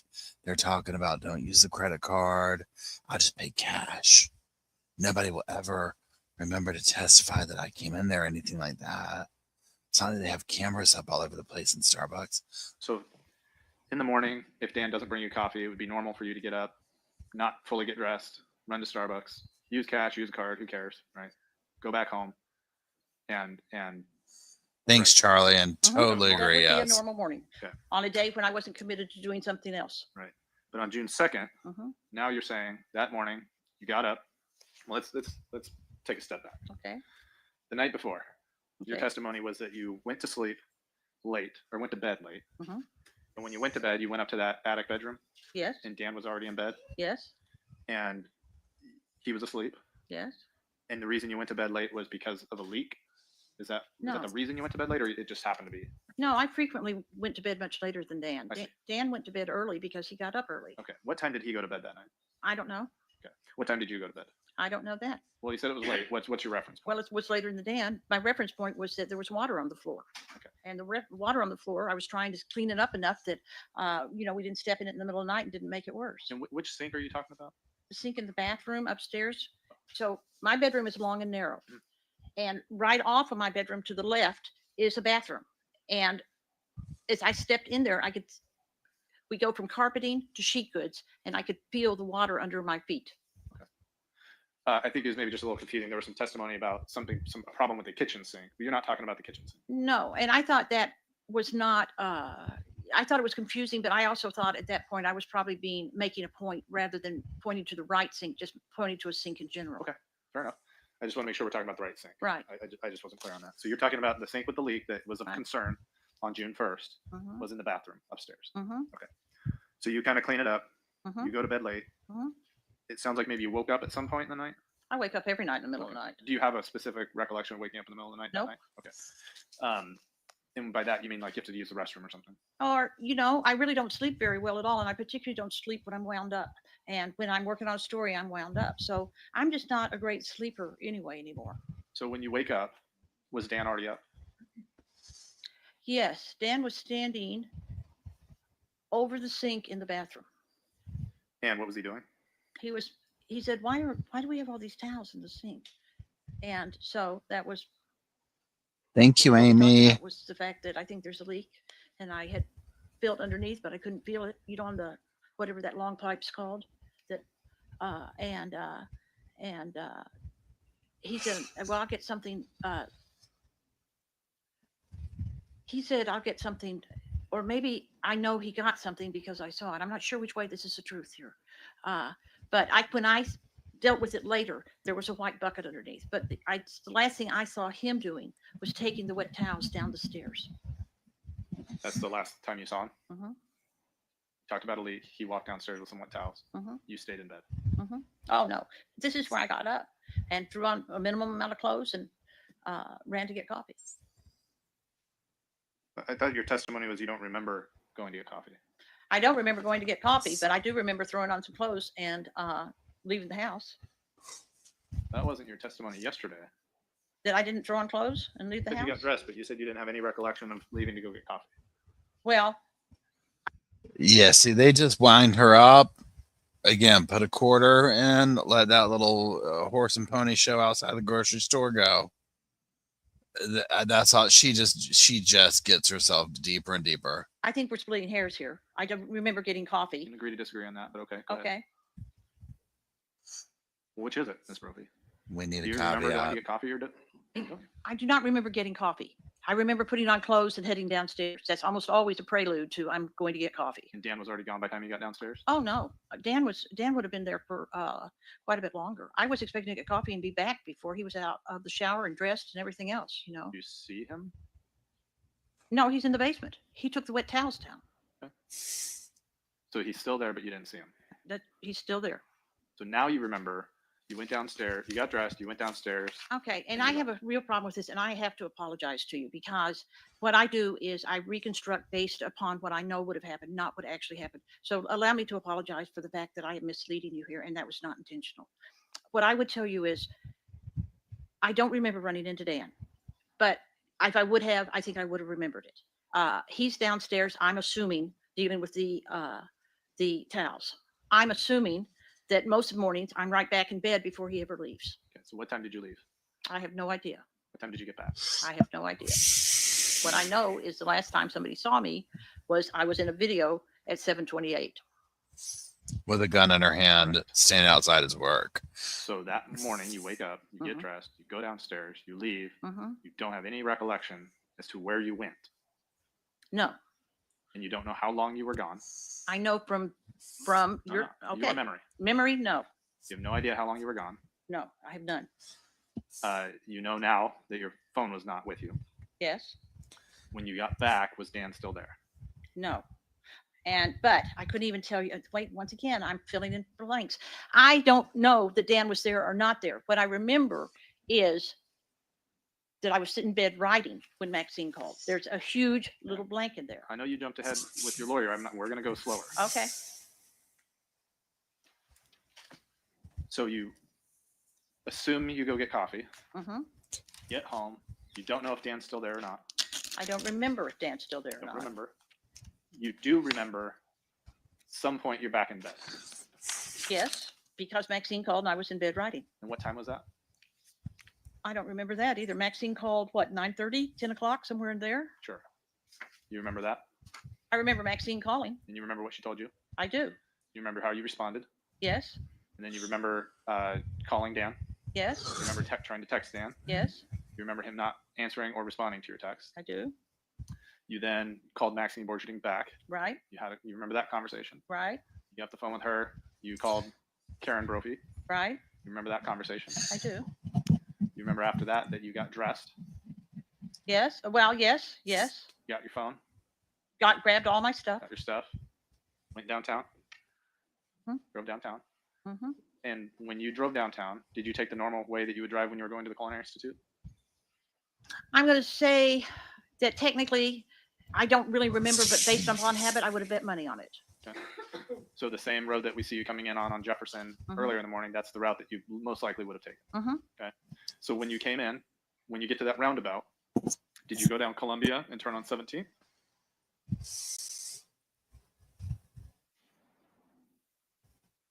Yes, and I parked at Potluck in the Park. Tricky here. I want to show you a map. He's about to blow her out of the water. Showing you what's marked as States Exhibit 95. I talked about the roundabout. Mhm. When you came in here, you come down to 17th and park on this corner right here. I didn't park on the corner. I Or parked in here. right in there. Yes. There's like a few spots there. Well, there's a delivery driveway, and I don't think they think they're spots. I just created a spot. So you didn't come in, drive around Lincoln, and come up Jefferson, right? If we're talking about, after Maxine called, well, the video shows I'm down there another time. Or to the point in the morning where you talked to Maxine, you talked to Ms. Right. Murphy. Right, and so I would have gone exactly the way you showed and parked in Potluck in the Park. You came down here, turn on 17th, park somewhere in here. Right, At Potluck in the Park. right. And then where did you walk? Can I use the pointer? Yes, please. All right, so there was police tape. Sorry, there was a police tape ran from this corner right here across the street so that you could not turn either onto 17th or continue on. Right in the middle of the street was a police car. I walked from here to the police car. Okay. And you said you interacted with a police officer at that point? Did? A male police officer? Yes. And he directed you to go somewhere? I said, I'm Nancy Brophy, and he said, wait here. And he said, I want you to wait over there by that building, which that building was the corner of directly opposite of OCI. Okay. And I went and stood over there, and he brought other officers. Okay. Is that when Officer Wells came and gave you a hug? When Officer Wells gave me a hug, we had walked from the corner. I would gone around the corner and come up 17th. And so we were probably, real frankly, right about where the ad is on this sign. Uh-huh. And they had said, we want you to stand back over here so that you're out of the range of the camera from the press. And I said, okay. And I'm crying. And that's when Officer Wells gave me a hug. Okay. And did she tell you anything? She told me she would like to be married to a chef. Okay. Did she tell you anything else? Not that I can recall. Okay. And did you speak with the tips volunteer before you went into the van or after? I did not speak with them before. And I was in the van and they escorted her in. You recall seeing Brian Wilkie and, Yes. okay, where was he? She loves that stick. They were across Madison, and there was Brian Wilkie, and I know Woody Bailey was with him. There were 2 or 3 other people who were kind of all standing together over here. The pointer must have some kind of magical qualities of memory, because whenever she uses it, it's like vivid moment by moment memory of whatever was happening. They just walked up to you and said they wanted to speak with you in the van. It was in that period of time. And you remember getting in the van? Yes, You remember where the detective sat? yes, You remember having a conversation that was recorded with them? yes. You don't necessarily remember all the conversation? I would tell you it's spotty, but I've heard that tape enough that I can tell you what was on the tape. Is there anything inaccurate that you were reporting to the police? Not intentionally. Not what I asked. Okay, y'all. When the police said to me, where were you this morning? I told them where I was. And I told them where I was based upon the fact that when Maxine called me, that's where I was. In fact, what you told the police were you were in bed. Okay? You woke up when Dan came upstairs. Yes, That he came upstairs to take a shower. yes, That after he got out of the shower, you two discussed the leak. I told him after the shower. Well, maybe, I don't know that you specified exactly when, but, Well, we're on veracity here, so we need to be accurate. well, you tell me. Oh I yeah. don't think I told him it was after the shower. Okay. Was it before? I did. I think my memory is that I don't remember if he'd taken a shower or not. That's why I was surprised you said that. Okay, but you told the police that. You could have been. Well, you said you've heard the tape. I've heard the tape. Okay. You told them that you took a shower. I'm sorry, that Mr. Brophy took a shower. I think I told him he came upstairs to take a shower. I don't think I told him he took a shower. You said that after the shower, he got dressed and left. Do you remember that? No, but I may have said it. And you said that he left at 7:05 to 7:10-ish. Remember that? Yes, but that was based upon when he always left. But you just testified to something completely different. Here's the thing is that, no, I'm still on the same thing. I testified to the fact that I was trying to help the police so that they had an idea of what Dan did in the morning. I didn't think this whole thing had a damn thing to do with me. I thought it had to do with what was Dan doing? What can you do? What can you tell us to help us so we know what his routine is? So was what you told the police inaccurate? It could have been, but at that point I was screaming in my brain, Dan is dead, Dan is dead. And if I was inaccurate, it was not to mislead them. Uh-huh. You remember going into quite a bit of detail with the detectives, even regarding Dan's accident the prior week when he cut his hand? Mhm. I could have, yes. Heard that on the tape, though? Uh-huh.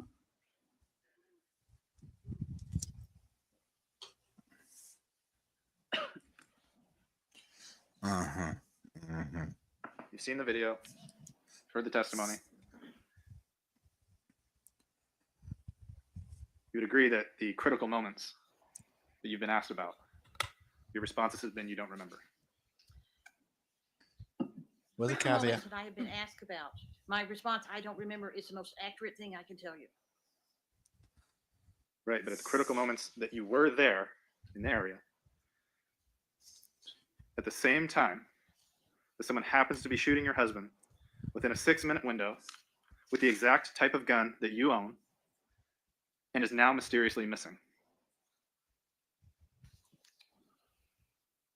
That's your version of what happened. That is not my version. The only thing I know for sure is I did not kill Dan. And I have no problem with that. I know I didn't kill Dan with the gun that was put together, the gun that wasn't put together, or the slide that we can't find. But, you know, when your husband dies, everything around you grinds to a halt. And what I told the police said, this is a death notification. But it wasn't a death notification. It was an in-depth interview, as seen by the fact you're bringing up every moment of it as we're coming back. And at death notification, they would have said, we can see you're upset. Let us schedule an appointment. Let us come back and see you this afternoon. Let us do something different. Instead, they hammered away at me with questions. Hammer, hammer, hammer. And I can tell you this, I tried to help them the absolute best I could. I tried to give them what I knew was his routine. I tried to help them in any way I could. And the fact that you have managed to construct a case against me out of that is you've constructed a case. But I think your case is held together with, real frankly, Band-Aids. Ooh, You know, she told him. no, I think I'm done. Ooh. Probably more than I want to be. Isn't it possible with your memory problems of the morning that She you actually went into the building and shot your husband and you just don't remember? No, it is not. No, it is not. Because the one thing I knew I had a strong thing is the last time I saw Dan. I see Dan every day. I talk to him every day. This is not a man No. I would have shot because I had a memory issue. It seems to me like if I had shot him, I would know every detail. You know, I could have told you all sorts of things that was true. I did not shoot my husband, and I don't know even how to defend myself against the truth, you know. We've talked a lot about Dan, Mhm. talked about the devastation to his family, Yes, to the community. And you've seen the devastation in person, right? Multiple times, over and over. All the people reaching out to you, the memorials, and the testimony in court. yes. You would agree that up until the time that you took the stand, you didn't really show a lot of emotion in this trial. No, I wouldn't agree with that at all. The fact I didn't cry doesn't mean that I didn't show emotion or that I didn't have emotion. It's mean I didn't do the overt thing. What I would tell you is it wouldn't have mattered if I'd cried or not, because if I had cried, you would be sitting here saying to me, do you agree that you were overly dramatic? So I don't think there's a win-win in this conversation for me. You chose to take the stand, I chose to take the stand, explain your side of the story. tell my side of the story, which I might point out I have been absolutely quiet about from the day Dan died to now. I have not had press interviews. I have not done any of the things that where I could have told my story early. When I talk about emotion or lack thereof while you're sitting over there at council table listening to testimony, you agree that you actually laughed on quite a few occasions. Is that right? The fact that when I think about Dan, it still gives me joy. I do laugh. I love people who come up and say to me, and I've had several people who've said this in the last 4 years, Dan was my teacher. I loved him. And I said, tell me stories about him, because that gives me joy. Yes, I find that, am I brokenhearted? I'm brokenhearted. Am I delighted to hear stories from people who loved him as much as I did? Yeah, I am. Hearing those stories make you emotional as well.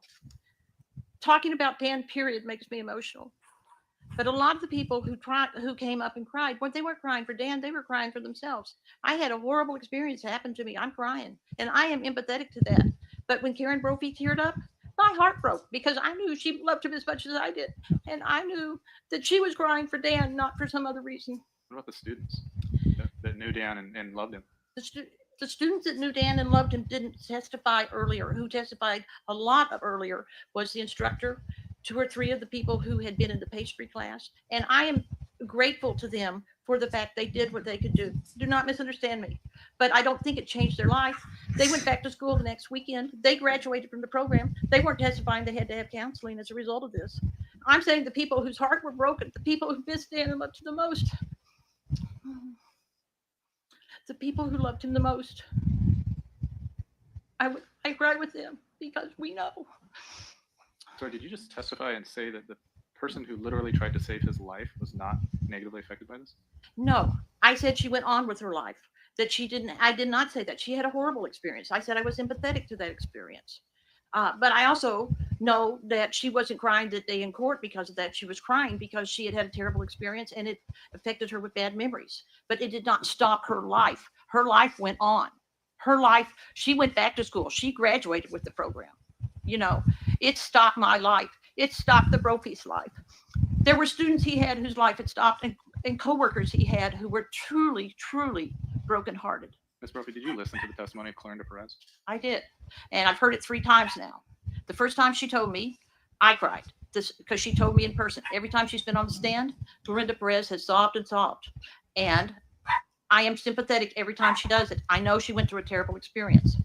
But she's not crying for Dan. She's crying for the terrible experience she had. You mentioned that. I'm asking about your feelings. Okay. What? Let me ask the question again, please. You listened to Clarinda Perez testify about her experience. Right. So bad, She y'all. saw Dan on the ground. She knew CPR. She took it upon herself to try to save his life Yes. and failed. Yes. She felt that. Yes. You saw her tell that story on the stand. Mm-hmm. Was Yeah. absolutely devastated about that experience. No, I disagree with you entirely on that. I think she had a terrible experience. I think that it was a bone-jarring experience for her. I think she did everything she could, and she was proud of the fact, and I was proud for her that she did everything she could. But when she's crying 5 years after the fact because it was a terrible experience, I think she's crying for the fact she had a horrible experience, not for the fact that Dan Brophy, a man she barely knew, died. Keep mentioning that. We're going to play what's marked as State's Exhibit 116. Okay, here's the thing. Like, why would you even say that out loud? Like, that's like her unfiltered. One thing with Nancy is that she doesn't have a filter, like private thoughts. Because like really what this translates to, in my opinion, is like she's sitting over here like she's not crying. She's not crying over Dan. She's crying for herself. She went to school the next day. That didn't slow her roll one bit. Don't buy her little fake, talking about, oh my goodness, Dan this, Dan that. Like, but that's not something you say on trial, right? Like, you keep that to yourself. This is so painful. And her fake crying. She's looking at her lawyer like, come on.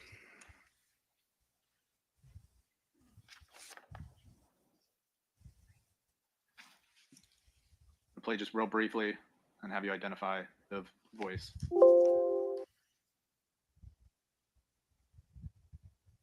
So far, they haven't covered anything. Who does that sound like? Well, I'm also looking where it says call to Sarah Gitchell, so I'm assuming that's Sarah Gitchell. Who's the voice that you hear? Yes, that's my voice. That's your voice. Yes, And this is a phone call that you made to Sarah Gitchell. could be. Yes, that's what it says. Why don't we go ahead and go back to the beginning? Play that. So far, they haven't covered anything that we didn't know. I mean, they had all these little girls who cried today, you know, and I've seen all these little girls. Well, I've seen particularly the Spanish girl cry 3 times now. So, you know, she cries on cue. Didn't I just say essentially that? That's your response after hearing these people testify to their experience. That's what you thought about that? I thought it was interesting that Clorinda Perez, when she told me, did not cry. When she's on the stand, she cries and she sobs and she carries on. I think she has. I think she had a terrible, terrible experience. That I totally, totally agree with, and I'm sympathetic to that. But I also think she can cry on cue when she gets on stand, because she didn't cry when she told me. She told me, and I cried. You know, when we went to an event that she came up and said, "I am the person who did CPR," and I immediately burst into tears. You know, when she told me the story, and I told her how wonderful I thought she was. You know, that she had done that. But you seem to be a couple steps ahead of me throughout this. You're expecting this? I don't know if expecting that is what I would say, but I'm sorry. I'll try and be quieter. When you keep saying Clorinda Perez over and over and you keep mentioning her name, in this audio, you don't actually say Clorinda Perez. Okay. Is she the one you're referring to when you say the Spanish girl? I think she is. I don't think the others were Spanish, but they could have been. Okay. And did you see Clorinda Perez at the farm yard? I'm sorry about the name, but the farm yard memorial in August? That's where she told me. Okay. Isn't it true that when she came up to you and tried to talk to you, you actually ignored her? No, it's not. Dr. Warford testified and called you a problem solver. Would you agree with that? I think on my feet, yes. It's true. You're not a lawyer, right? No, You got a lot of lawyers in your family, true. including some of them that practice criminal defense. Yes. Ms. Brophy, do you know where I can go in the metro area to rent night vision goggles? I have no idea.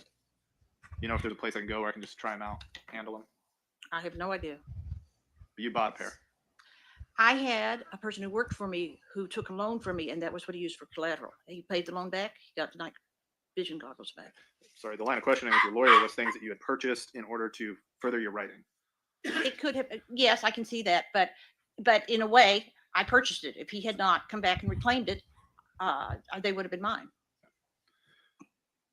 We heard from a few of your writer friends that are quite successful. Lots of published books and make a decent living. This part right here is eating her. That's not true for you, though, right? No, I started, most of those people started being published about 5 years earlier than I did. And I have not been successful.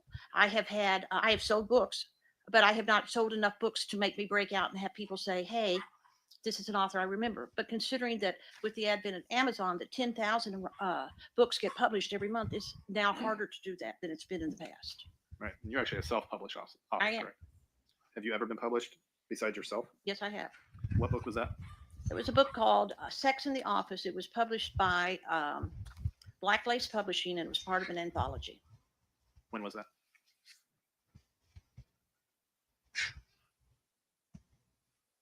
This is so painful, y'all. 2005, maybe 2006, somewhere in there. Not much success after that? I would say publishing changed, and I would say it differently. I would say I didn't get into romance writers with the idea that of being published. That was never my goal. My goal was to write because I like to write. Friends like Sir Luke said, no, you need to write toward getting published. And we were friends long enough that I wrote toward getting published. When did you start writing? I can't remember a time I haven't written. Whole life? Whole life. And when we talk about being published, there's been some questions to you about this Witches book or Witches trilogy that you wrote in this email that you got. That was from a publisher? That was from an agent. An agent. So not a publisher. That's right. There's an agent asking to see more of the writing so they could determine whether they were going to be interested in purchasing it, correct? That's true. Nobody No, they weren't. No, an agent acts as your go-between. A lot of editors won't look at your work without an agent. So nobody was actually telling you they were buying that book. Nobody was telling me that, no. How many people do you think you sent that manuscript to? I didn't send the manuscript to many people, but I queried a lot of people. You didn't send that manuscript to. At best, I sent a chapter. Editors, Sure. agents don't want to have you send their manuscript unrequested. You send a little bit of the writing, they look at it and say, yes, we're interested in this story. No, we're not. He knows what he's doing right here. He knows what he's doing. Okay, he is completely. This is the absolute center button on Nancy right here. Is that she is a failed writer. She is crumbling inside. I can't believe we haven't had a caveat or a handstand over this. I'm not an author, so I don't necessarily. I might be using the wrong terminology, so feel free to correct me. You sent a sample, a piece Right. of the story, to how many people do you think? Oh, I probably sent it out to 10 to 20. You got rejected from all of them. Yes, You got this one email about somebody who may be interested. right? You didn't Yeah. respond to that email. Yes, I did. Where's that? I sent them the manuscript. Where's that? What do you mean? Where is it? It went magically by email to her. A few months later, if you look down the road, you'll see that she sent me a rejection letter. And I would guess, based upon what I know about this, that it would take her 90 days to do that. Testified yesterday that you didn't know anything about guns. So you had to do some research. That's true. And that began in 2017. 2017. That began with this particular story in 2017. You actually know quite a bit about guns before that, right? I wrote heroes that operated with guns, but where I would get into trouble because I didn't write in depth about guns. Like, for example, in 2015, I did a lot of research on dirty bombs and on plastic explosives like C4. And so you research what you need. I hadn't really needed. Is she I could on some pass kind of those watch off list? by throwing out equipment. I mean, come on Equipment now. stuff. I could talk about flashbangs and I could talk about this. So it sounded like my guys were in it. You know, romance writers don't need a technical description. I'm not Tom Clancy. What they need is We know. enough believable things that they can get by. Now, when you're writing a book about guns and putting it together, you need information about guns. But for the most part, and in that book, I needed information about how C4 worked and what a string of pearls were and things like that. I needed information. I've researched Navy SEALs because several of my heroes were leaving the military and they had been Navy SEALs. You Right. know, But when you say things to the police like, oh, the shooter thingy, I mean, you have more knowledge than that. I have more knowledge than that, but the shooter thingy is when your husband has just died and your words are leaving you. I would have said the shooter thingy when I was stressed. You know, I talked to my. There ain't never a time in life where Nancy Brophy has had her words leave her. If anything, she thrives in the dramatic moments because it's her time to shine. Self in that video. I say, Nancy, this. I don't talk to myself in third person. I haven't gone over the bend that far. And yet I listen to myself in that thing and I think, whoa, I was stressed as hell that I'm talking to myself in third person. 2015, you wrote and self-published a book called The Wrong Husband, correct? I did.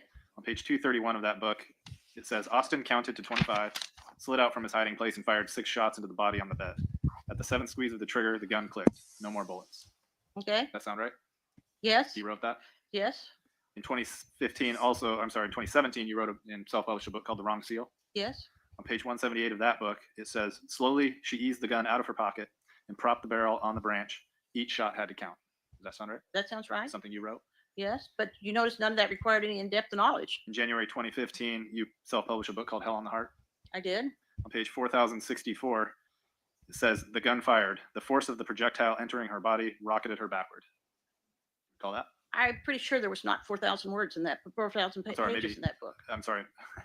I might have the page numbers wrong. I'm sure you're right. I don't think you wrote that lengthy of a book. I love the way he turns it Also in around. that book, you wrote, instead, a darkened window descended and the barrel of a gun sparkled in the sunlight and the shot was loud. Does that sound right? Could be. Later on in that book, you actually talk about a Glock specifically. You say, Dare emerged, his Glock in his hands, but pointed toward the ground. Does that sound right? Yes. And as long as we're on that, you ask or somebody me ask asked. the question. Sorry. Also in that book, you talk about a Glock again. Mhm. Instinctively, John counted each shot while pulling his Glock free of his shoulder holster. Mhm. You wrote all that. Mhm. This is basic As a 101. writer, is it true that you spend a lot of time thinking about murder? Oh yeah. When you're romantic suspense, somebody's dying. You also consequently think about police procedure quite a bit. Is that right? Yes and no. I mean, I wrote that, and I know what you're quoting me on, but I think less about police procedure and more about because, with the exception of only one book, do I really talk about police. Most of my stories were frankly about the same thing, but police procedure is not. I don't go through it step by step. The only book that I have about cops is The Wrong Cop. Right. I wasn't necessarily talking about what you were writing about. Talking about I your think thoughts. I know I don't think a ton about police procedure. For one thing, I would have known more if I was paying attention in this case. This case has taught me a lot that I will never be able to use again, but it has taught me a lot about police procedure I had no idea about. You've obtained books regarding police procedure. Is that right? I have research books on any number of things, but police procedure, I don't really think would be the thing. I've attended classes where they talked about police procedure. Right. You took that class with Ms. Smith out in Washington County. They didn't talk about police procedure then. I mean, there may have been some references to it, but they talked about what does the sheriff's county do and what does each department do and how are they working within the community. It was an interesting class. It taught me a lot of things, but it was for the benefit of the Washington County public relations, that shows we are working in a different way than you think we're working. And it was very effective because I was dazzled by some of the things that they said. And as a romance writer and thinking about murder and police procedure, you also consider what motives people might have. Is that correct? Yes, because I don't think people murder willy-nilly unless you're a professional hitman. I think lots of people who say things like, I would never murder anybody.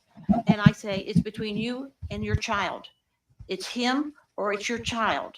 What would you do? And I would bet money that that's all of a sudden their ideas of I would never murder anybody might radically change. Would you agree that financial reasons is a big reason people might murder? Yes, but I don't ever write about that. I mean, I think financial is a big reason. Yeah. And do you agree that divorce is expensive and may not result in you getting anything or much? Divorce is expensive. I don't think that is a mystery to anybody here. But I don't think that it might result in you're not getting anything. Real frankly, I suspect you will get half of what you have, Sure. And as a romance writer and thinking about these things, She's been working on a real banger from behind bars called The Wrong Conviction. The Wrong Verdict. She's going to be releasing that one here soon. you know that people might consider using guns or knives or poison to commit a murder. Is that right? Weapons, yeah. And you also would, if somebody were to ask you, you advise against them of considering a hitman because you're bringing somebody else into your How many Lifetime stories have we seen where the girl hires a hitman to kill her husband, and lo and behold, the hitman turns out to be an FBI agent? Woohoo! Dahlia Depolita, we thank you very much. You Saw actually her find the it other easier day. to wish people dead instead of actually killing them, correct? Oh yeah, I mean it's so much easier to say than to actually do anything, because by the time you're over being annoyed at them, you're over being thinking they need to have bodily harm. My last question to you, Ms. Brophy, is if there's one thing that you know about murder, is it that anyone is capable of doing it? I absolutely believe that. And I believe that because, once again, if it's your child or the person in front of you, 10 to 1, you will find yourself capable of murder. I think most people don't murder for flimsy reasons. I think people get pushed into a corner where they have no other options. I think people murder because they're protecting somebody they love. I think people murder, well, there's some mercy killings perhaps where people murder to save the person they love pain, but I think that's rare. I think people murder in rage. I don't think Dwayne people says murder the wrong because they say, cellmate. She won't listen. we'll just sneak down and do this quickly. I think if you're going to murder somebody, 10 to 1, that person knows that you are not happy with them. I don't think that should come as a mystery. Girl, to walk anybody. away from this I don't question. think people murder willy-nilly out of the Walk away from just it. because, financial reason is a big reason. But going back to my case, there's not enough financial reason there to make it. I do better with Dan alive financially than I do with Dan dead. There's no financial gain here. You know, we had solved our problem. I turned the book into an editor and I said, well, they had a problem here in October of 2017, but they had solved it. But then she murdered him in 2018 when they'd solved their financial problem. Where is the motivation, I would ask you? You know, an editor would laugh and say, I think you need to work harder on this story. You have kind of a big hole in it. You know, I think people murder out of anger more than anything else. I'm going to ask everyone to stop there. It's now noon. We'll take our lunch break and we'll be back at 1:30.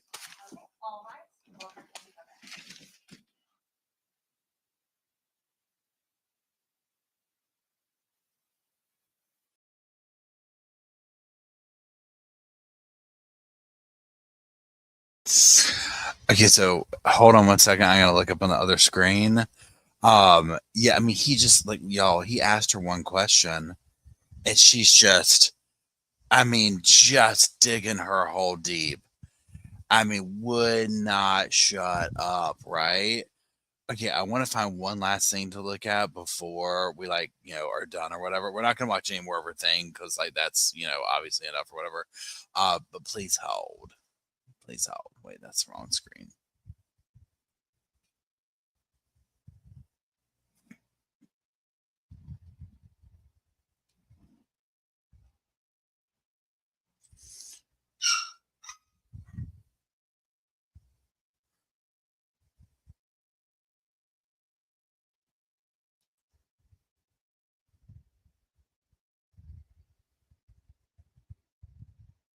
Hold on one second.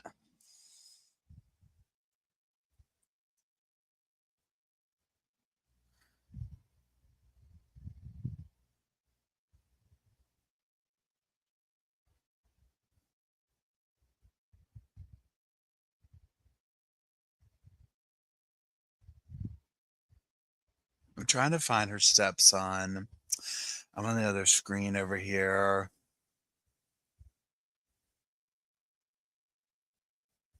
I see his let's see this.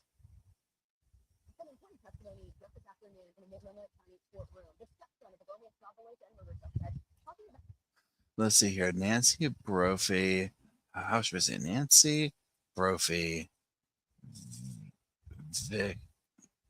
victim impact statement. Victim takes a stand. Okay. Inmate testifies against Nancy.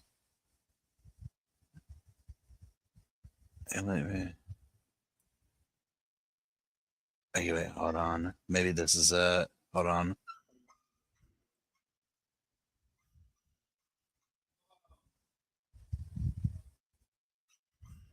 Here we go. Here we go. Okay, hold on. Please hold. Let me find you over here. Here we're gonna go present. Share screen. Share screen. Boom. Boom. Sorry for the dogs barking.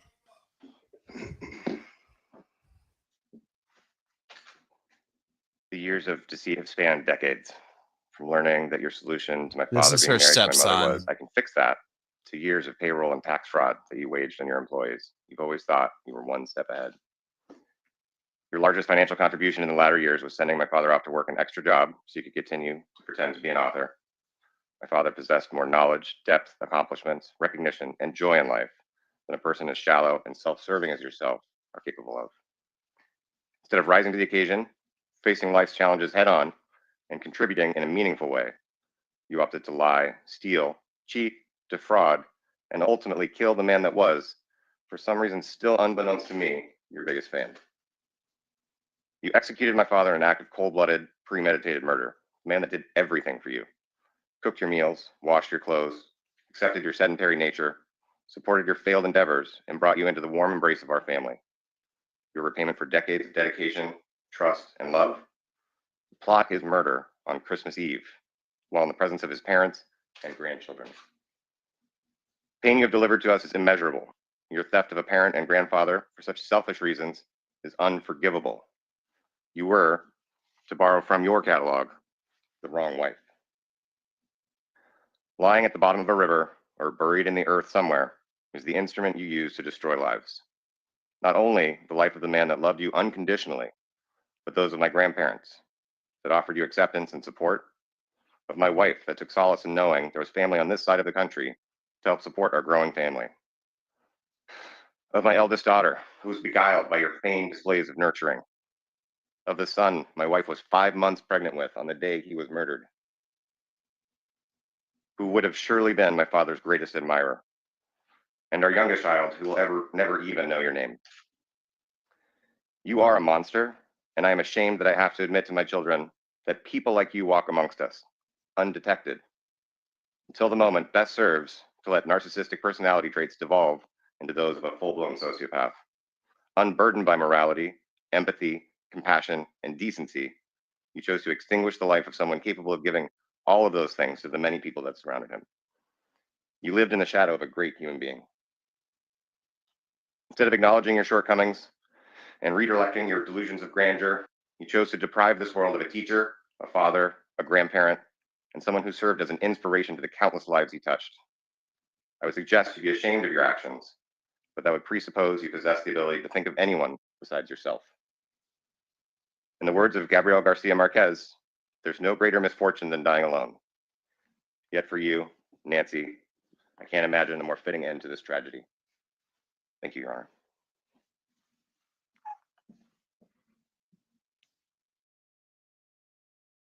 Well, I mean, have you ever pretended to be an author? Oh, wait, hold on.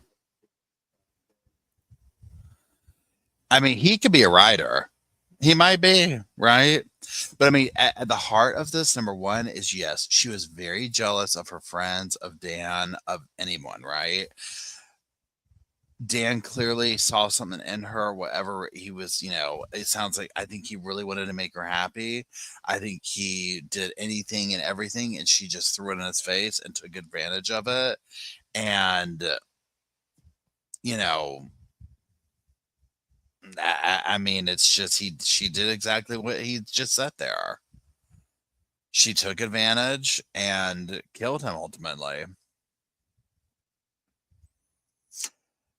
Nancy is a good example to me of literally someone who just can't shut up.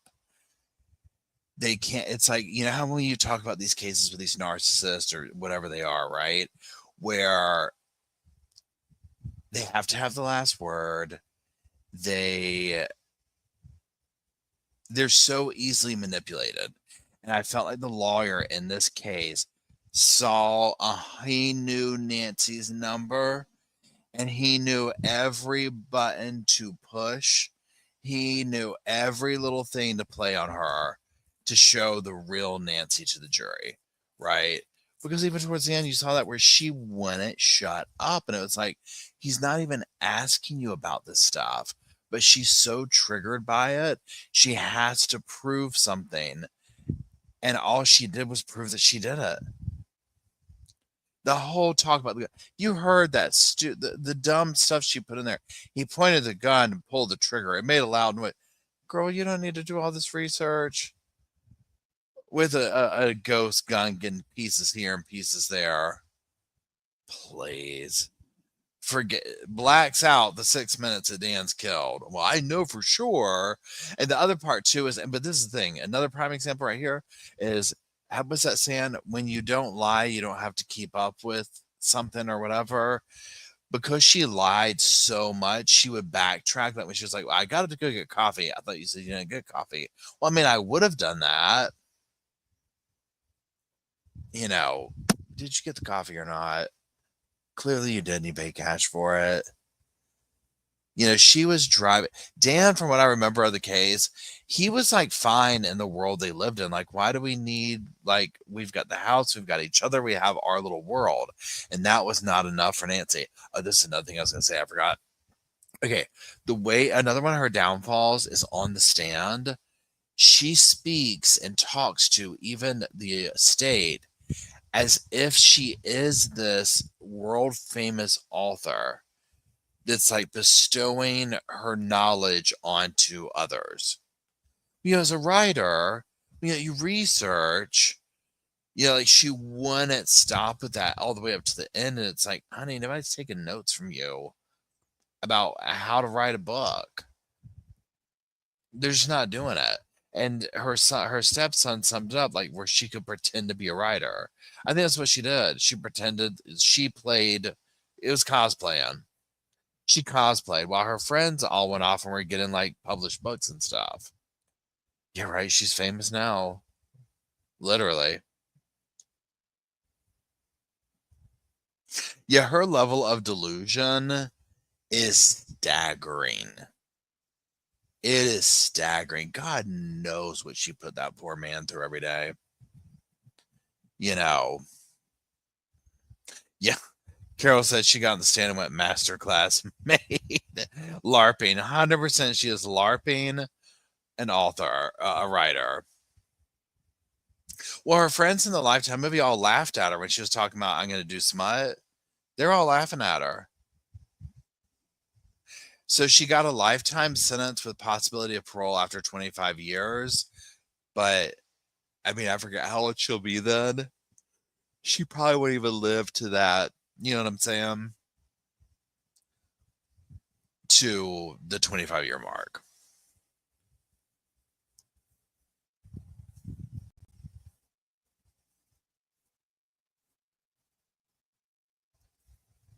'96, yeah. So, what's she gonna do? Where's she gonna go?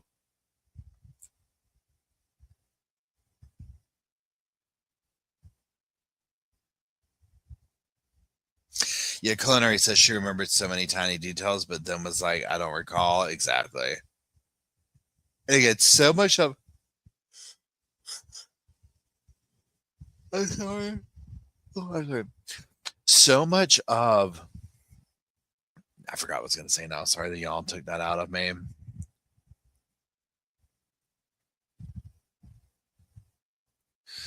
Poetic says she was 71 at the time of the sentencing. So, yeah, see.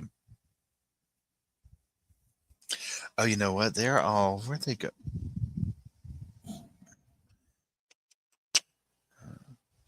Thank you, Lauren, for the memberships. I know, right? I'm tired now. Y'all, the thought away literally did. We'll see if they come back in here. I think they might have all gone and laid down in the bed. So here's what. So let's recap here real quick. So Saturday morning, the members chat. We'll finish talking about Levi's eyes and upcoming stuff. What is it? Sunday night, Lori Daybell interview after the police. We're going to start recapping the Daybell stuff and prepping for, again, if trial happens, anything can happen, but they are going to start doing the jury selection, I think the 31st and then the first week of April. So that's kind of where we're at with it. There is a Lifetime movie on this. I could not remember the name. It was super cheesy. I'm sorry. It was super cheesy. But I mean, look at the, Nancy was super cheesy, right? So that's thanks for making it through with this with me. Like I said, once I kind of get everything put together, I definitely want to watch Lori Daybell, Alex Cox, entirely, because we're going to be watching Charles Fallow first. And there's going to be the three main things. And then it's like a palate cleanser. We'll have like some Julie Rowe and stuff like that. So thank you, Emily and Indy, and for hanging hanging out. And sorry, I'm like getting really tired and keeping the cushions fluffed. And thank you everybody for hanging out and laughing and super chats and conversation. And Nate's interviewing Colby tonight, Cinnabay says. Okay, I'll check that out on the replay. I'll listen to it when I go to sleep tonight. But that's it. I will see y'all Saturday morning. Some of you, but Saturday morning, and then Sunday evening for Lori, and then we're gonna get ready for our daytime streams. So thank you very much. I do appreciate it. I love y'all. Sweet dreams, and I will see ya when I see.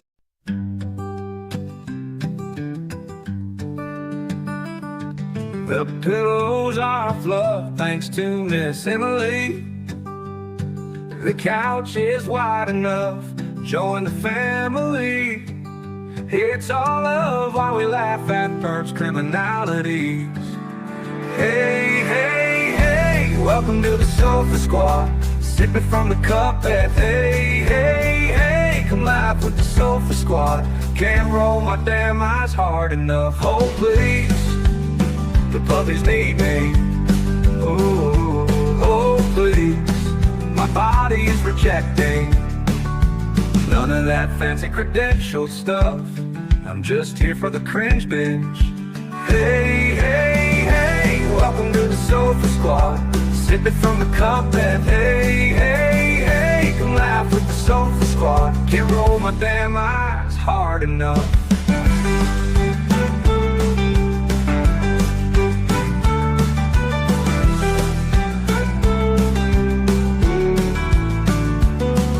Oh please, the puppies need me.